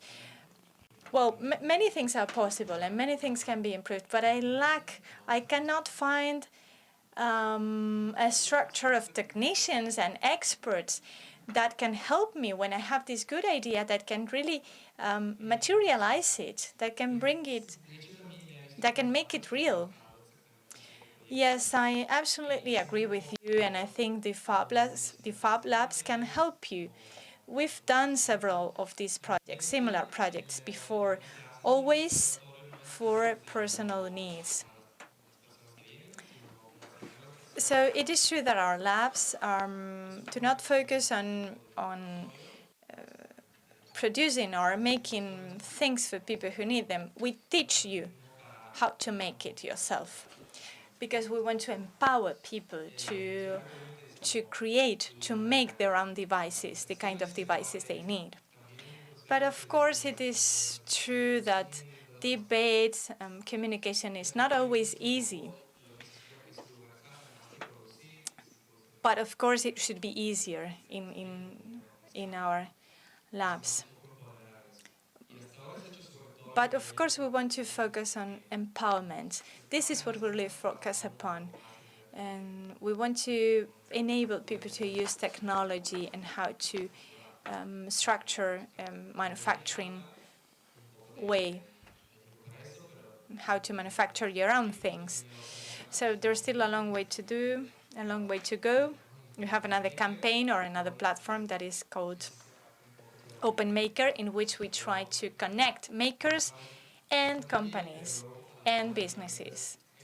Because we, as independent makers, we can work quite well, but then when we have to work for a company, there is some problems of miscommunication, lack of trust.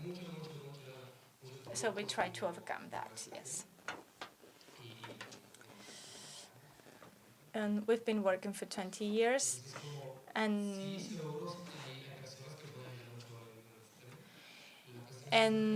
yes, I completely agree with you with the question of the issue of patents, and a patent is not the solution anyway because it will only last for 20 years.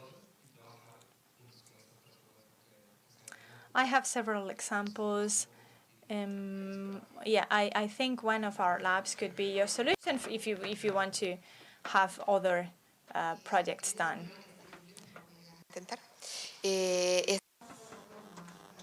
Well, my Spanish is horrible, but I'll try. There is an American platform called Patent Innovations, or something like that. Let me double check if you want the exact name afterwards. And there, patients and people with health problems, or any problems related to medicine, can put forward some solutions, such as yours, and they put it into practice, they implement them in everyday life, and the best ones are awarded every year, and they can make it, they can manufacture it with a big industry. They get enough funds to make it come true in large scale as well. So this could be another solution. You should look into it. And I think open care can also be another interesting space, because there are makers who are working with health issues as well, and they're testing some functionalities now, and this could be another possibility for you to develop it and widespread it, disseminate it. Yes, Antonella is going to be the director, and Maximo will be your manufacturer. Jason will share it, and the money will go for me. Well, my idea is not to mass produce it. There is already a market for it. It's been designed by engineers. It weighs 15 kilos, and that does exist, and that's mass produced. I wanted to make it lighter, and I wanted to make it in a smaller scale. I want users to contribute. I want it to be. I want users to be involved in the making, and they can customize it, and they can take an active part in it. This is what I'm interested in. Thank you. Let's give it up for him.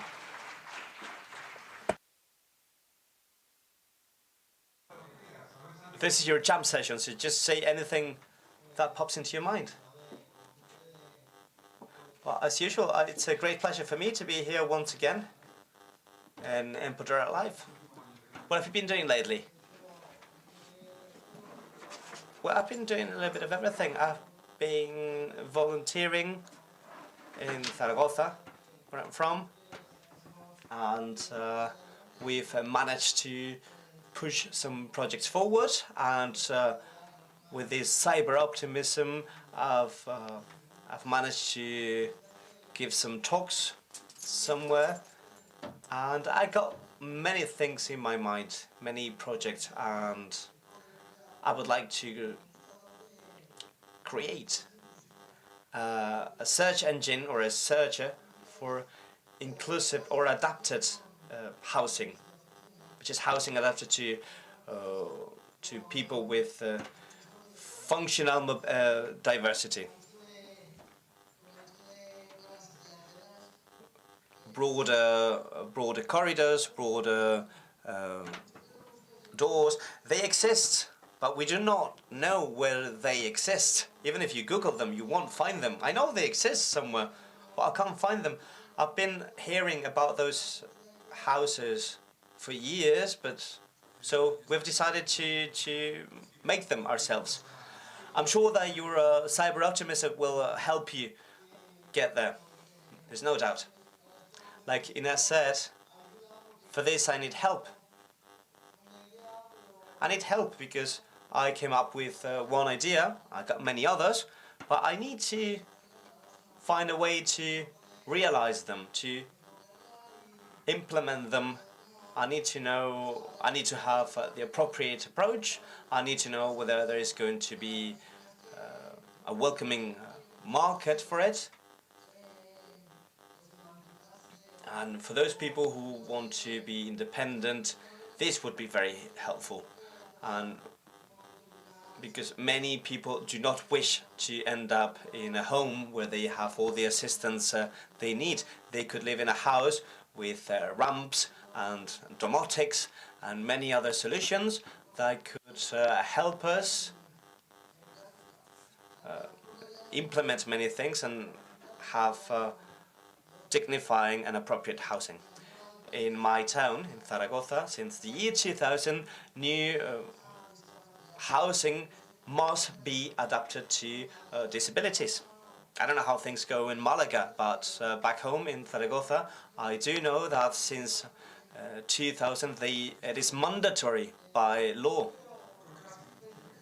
Do you have anything to do with that piece of legislation? No, but almost. Well, I did take pictures of all the things that I didn't find appropriate. Yeah, I think you did have something to do. I knew you had something to do with all this. Okay, so here's your call, and if someone wants to join in to your idea, then I guess they're welcome. Well, yes, so far the project is called Inclusive Life. That's the name I came up with because I liked both words, two existing words, inclusive and live, and both together are great to me. Okay, I hope to hear about your success with this next year. Well, it depends on everyone's efforts.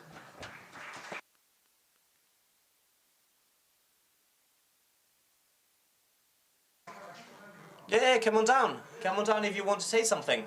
I'm not going to go up there to take you the microphone. Come down here, come on down. Just take a step forward, empower yourself.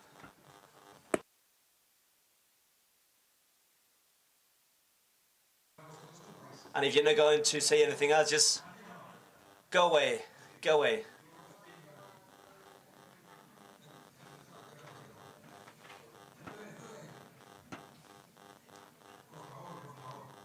Please come over, have a seat. What's your name? My name is Rafael Gutierrez. I came here with my son. First of all, let me congratulate the organizers, because this is the first time I come, and I'm really amazed. This is really a great motivation for kids like my son, who's wondering what he's going to do later on with his life.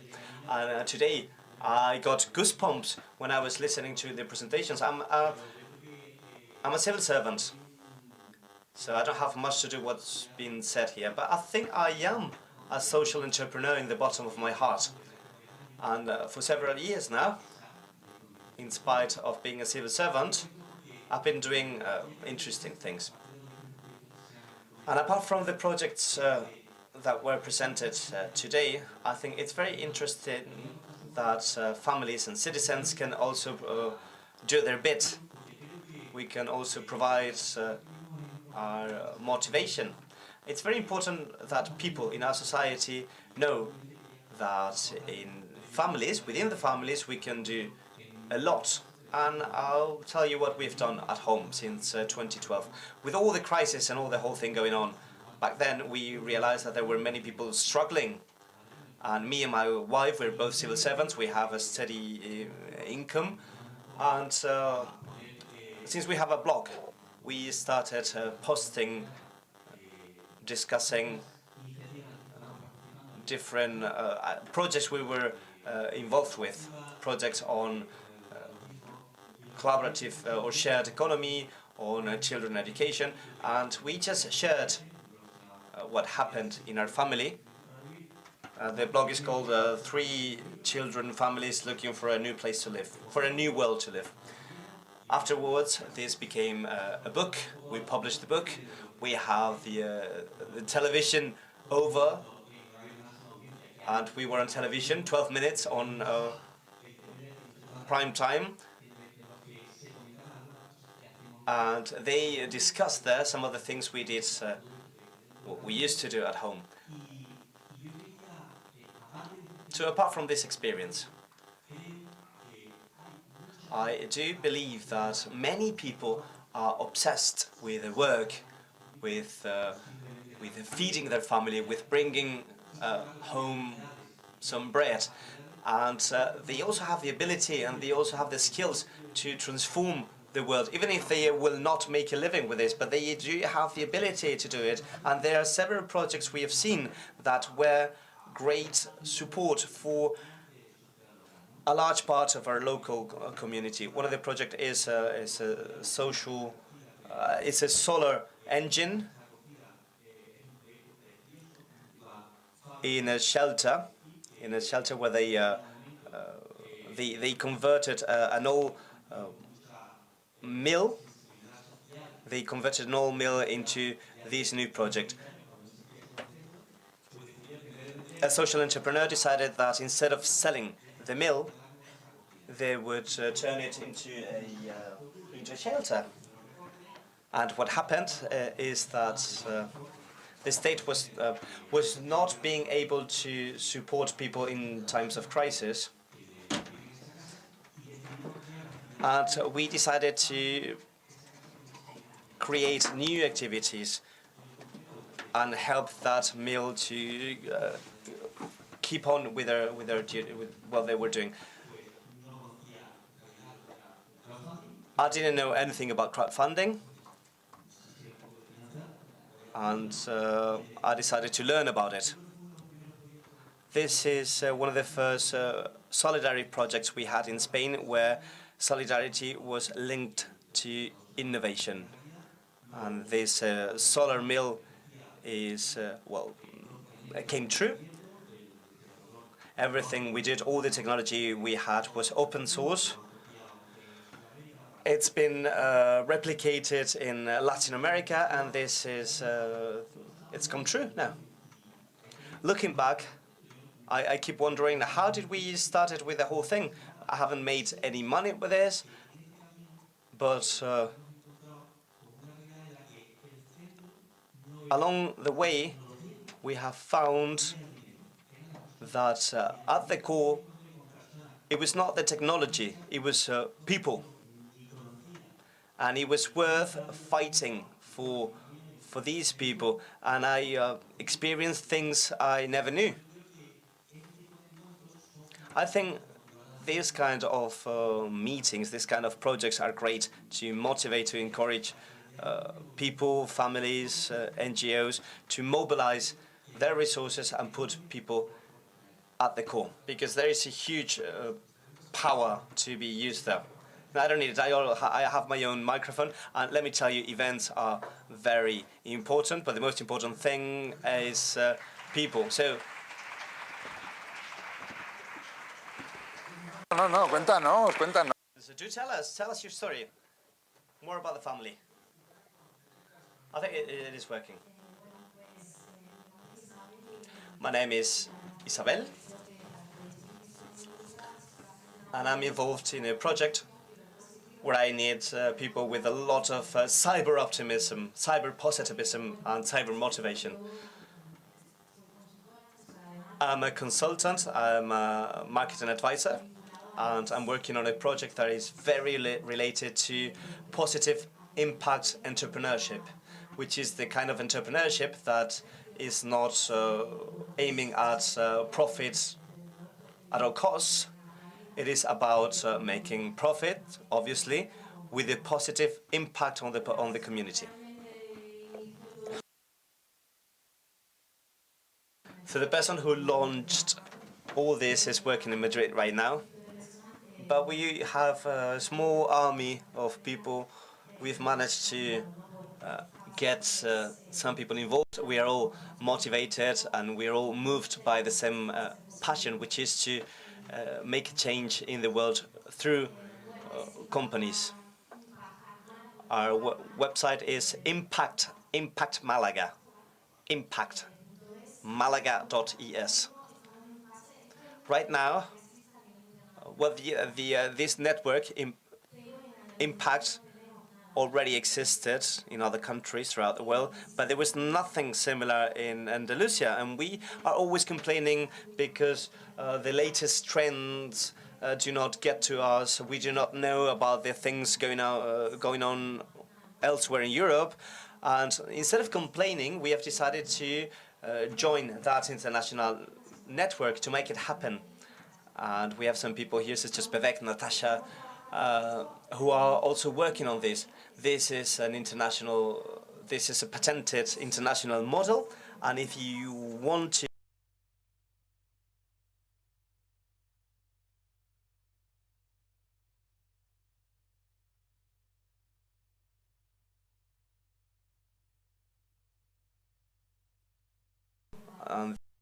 necessary thing is to have values you want to transmit, you want to pass on through your company. In July, we were pre-selected. We have been shortlisted, but we need more people. We are a tiny army. We need more people. Shout it out at them. Yeah, if you're here, if you are aligned with us, join us. This is a yearly event, and it's not enough for us, but still,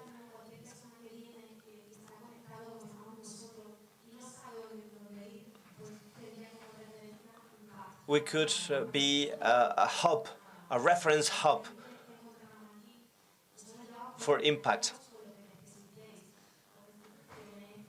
And whatever you might need, we will help you contact them. If you need to get in touch with the administration, with institutions, with other people, you will find your links here with us. And entrepreneurs, civil servants, people with who are already in the business, you're all welcome. You're all welcome. And that's it. That's it from me. Find us online and join us, because we do need people. I hope you tell us about your success next year. Thank you.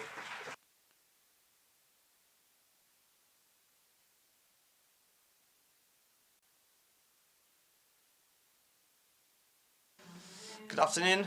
My name is Maricruz Blanco. I'm an architect and an urban planner. And it seems we've planned this before, but I'm specialized in universal accessibility and sustainable urban planning. And some time ago, I met disability from the approach of architecture. And I've ended up devoting my life to universal accessibility. And in spite that there is the fact that there is a lot of legislation about this, it has not been really implemented. And this is why I decided to create a consulting agency with a multidisciplinary team, and our goal was to adapt things that were in a bad state so they could be used by anyone, by any person with functional diversity or disabilities. So we launched several projects on architecture, on urban design, urban planning, and we came to a point where we said that, okay, cities need to be inclusive, accessible. Some of the cities will be slow, some others will be emotional. So cities do have personalities, and back then we used to work with cognitive disability, intellectual disability, and mental health, and we decided, okay, that's true, cities have many values and many features, but they need to be happy. We need happy cities. We need happy citizens. And have you ever wondered how we can measure the citizens' happiness? We are all going to grow old, and getting older is one of the causes of not being related to your environment. So this is how we came up with the idea of having the Citizens Participation Lab, where we have emotion mappings and we identify the people with disabilities' emotions in the city. We have done this in Malaga, in other parts, and our goal is to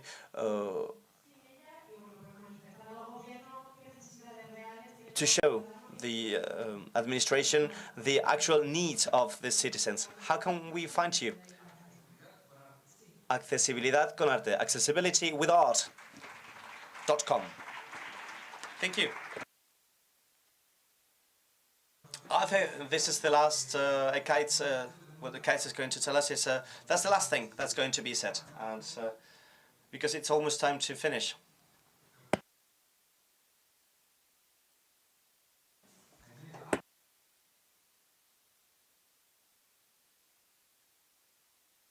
Good afternoon, my name is Kite. I'm from Bilbao, from northern Spain, and let me tell you about my story. Let me tell you why I started doing what I'm doing.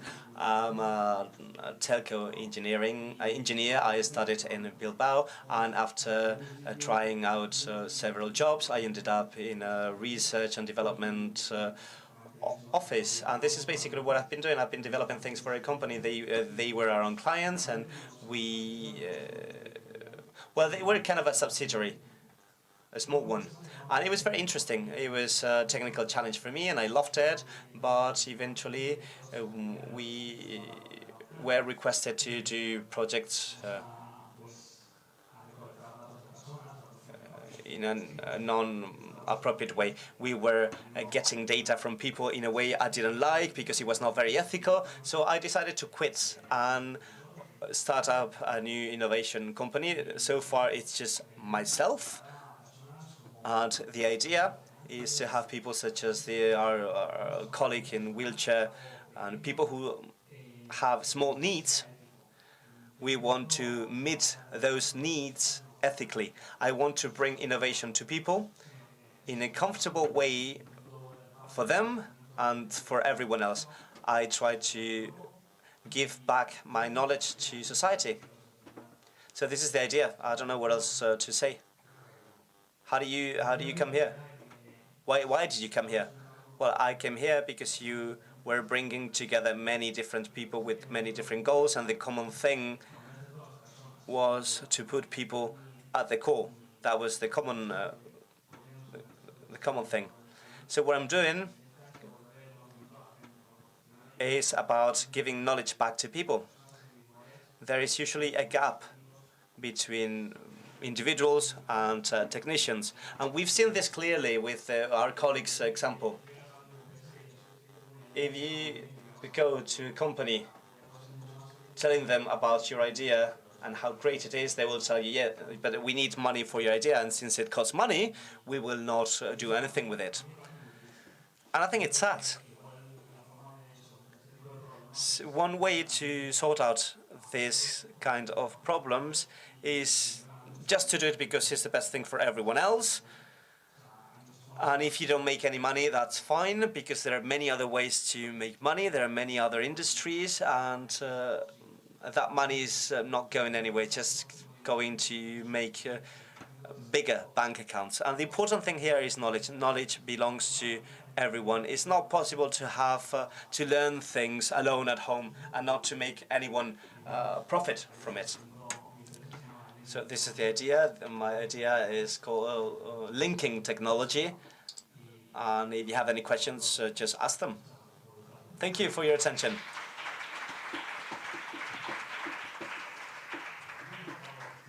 Come over, please. Be so kind.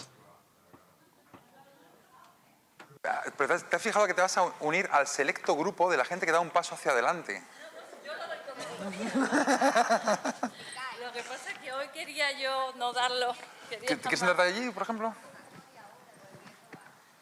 Pero eso se cuenta aquí con un micrófono, es que desde ahí... Pero no, ven aquí, es que tienes que venir aquí. Bueno, pues quizás yo en primer lugar... Congratulations, first of all. To everyone, to the city council, to the organizers, everyone. Well, I work for the Malaga Province Council.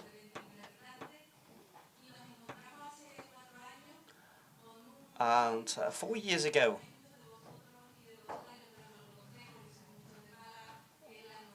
we discovered a center called the Noria.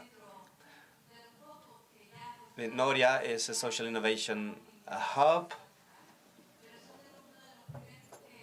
It's actually one of the first ones.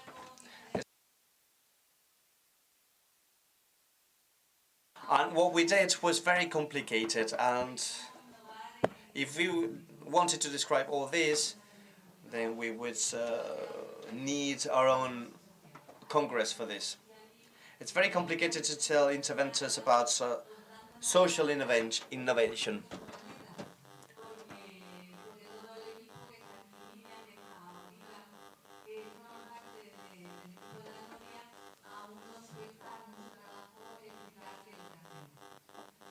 It's very hard to us to explain people who do not know about this field what we do.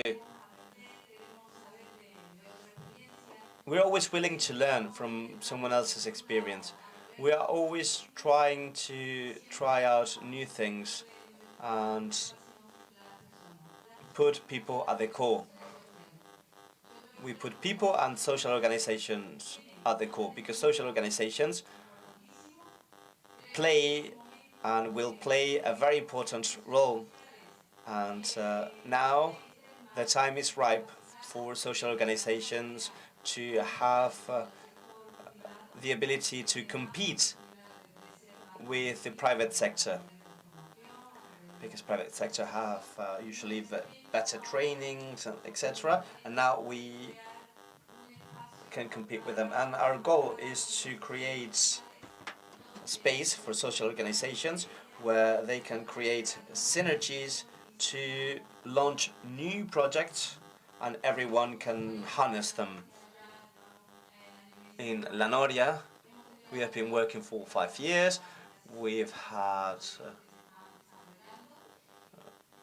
private partnership for a 60 project. We have recently launched the Social Impact School, aiming at constantly looking for common benefit for all the citizens.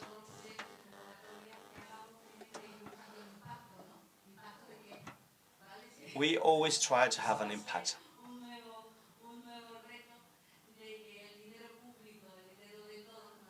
Public money, everyone's money must benefit everyone.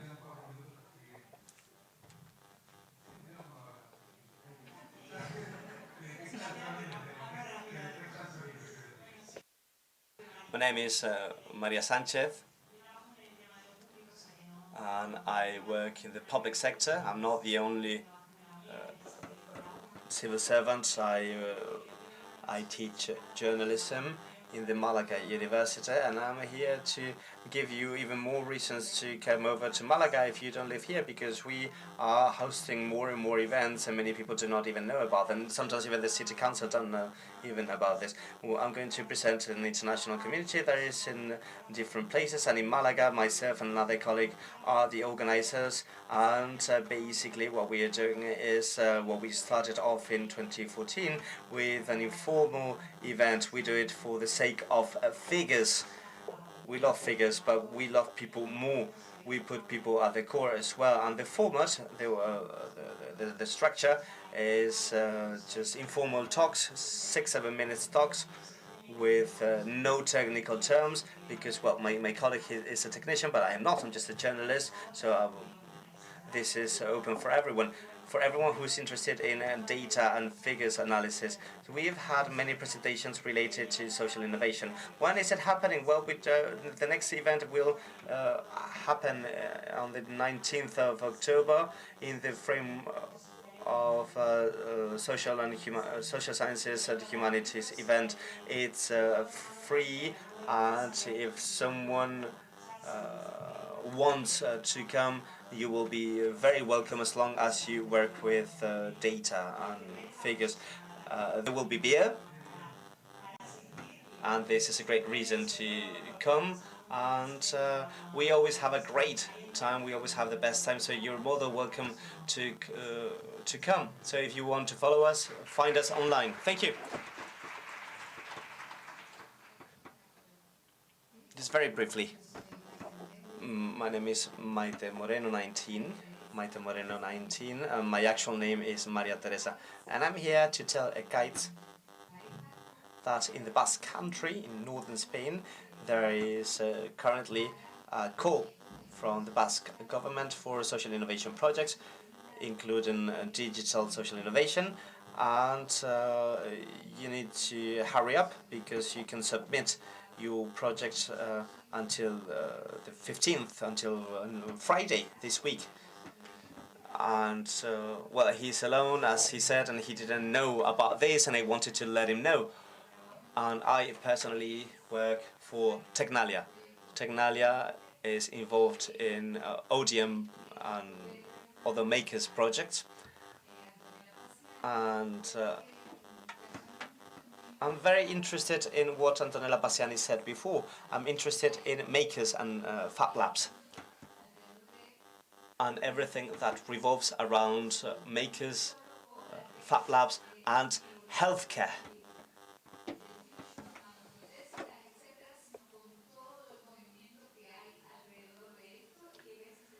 So all this is very interesting to me. And if any of the people here is interested in this, please come over and talk to me. It's a great pleasure, and I wanted to give a hand to my colleague. We are colleagues, and we need to support each other. Yeah, you want to support him, not the rest of us. I don't know him, but we could be of some use for each other. Thank you. Be very, very, very brief.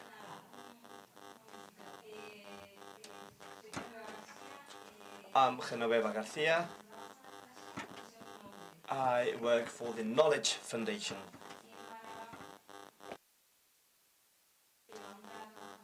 Our headquarters are in Madrid, but we are also in Malaga. We have been in Malaga for 1 year. We're going to have a congress in Malaga on the 23rd of November, and we're going to talk about robots. We're all robots, but we are good robots. We've seen how drones. We've seen things about drones and technology that could save lives if it's used properly. So the idea is to start talking about this.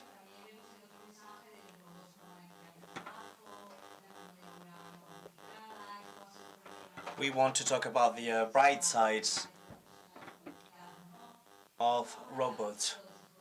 We're going to discuss many things on the digital contents poll. We're going to talk about robots and digital contents and video games.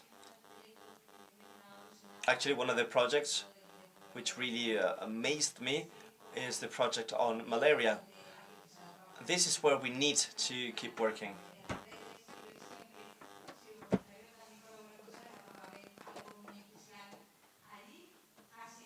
So, you're all welcome, you're all invited, and thank you very much. Be at the Digital Contents Bowl on the 23rd of November in Malaga.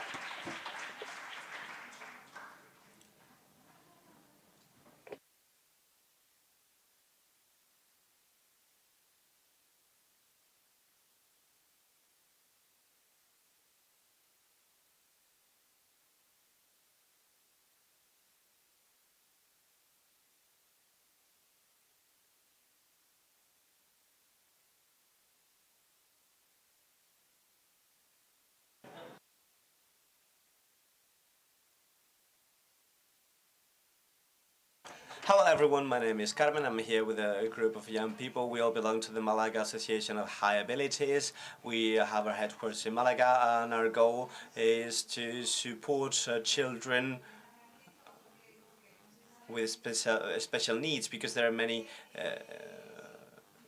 young people who are highly skilled, but with our current education system, sometimes they do not perform in school because they don't have the resources, and they don't have the means. So we want to collaborate, participate, work together with everyone who's interested to support our children. There are 2 representatives here, and it's quite a few of us.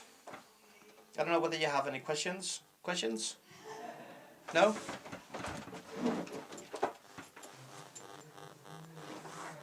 How can we find you?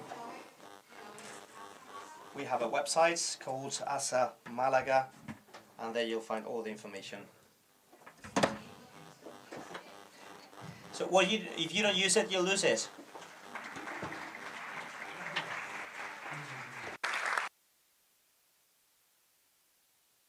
Daryl, you are here. Would you like to tell us something interesting or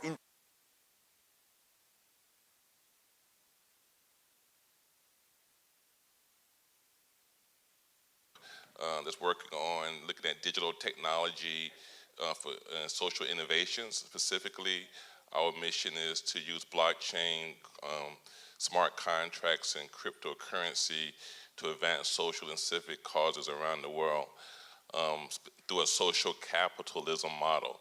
So, there's a big dichotomy typically between socialism and capitalism, so the two ideologies. And my view is that the optimal world is people making money, improving the world, making money, helping others. And it's an interesting balance of how you can make money being a socialist. And with cryptocurrency, it offers some speculative value where philanthropists can actually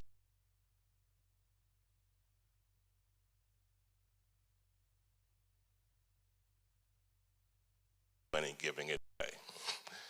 And that's Yetta. If you want more information, email us at info@yetta.io. That's YETTA.io. And we are sending you our white paper. We're going to do some fundraising with philanthropists in November. Hopefully we raise millions of dollars to help social causes and show philanthropy, how they can make the world a better place by giving them an incentive to help others, making money, helping others. Okay, thank you, Dario.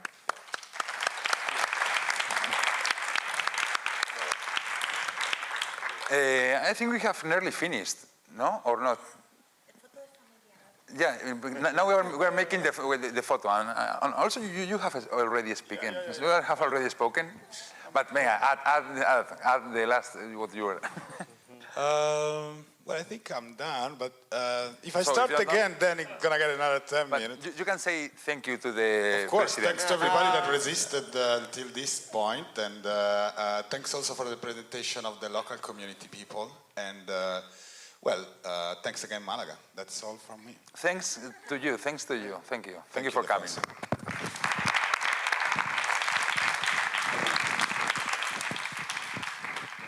Bueno, pues entonces esta era la sesión de la Jam Session porque hay una presidenta de la fundación muy... So this was the Jam session, but now I have to give the floor to the association's president, who has very two clear ideas. The audience is as valuable as the keynote speakers, and also we have to give everyone an opportunity. And now we'll have a family picture taken.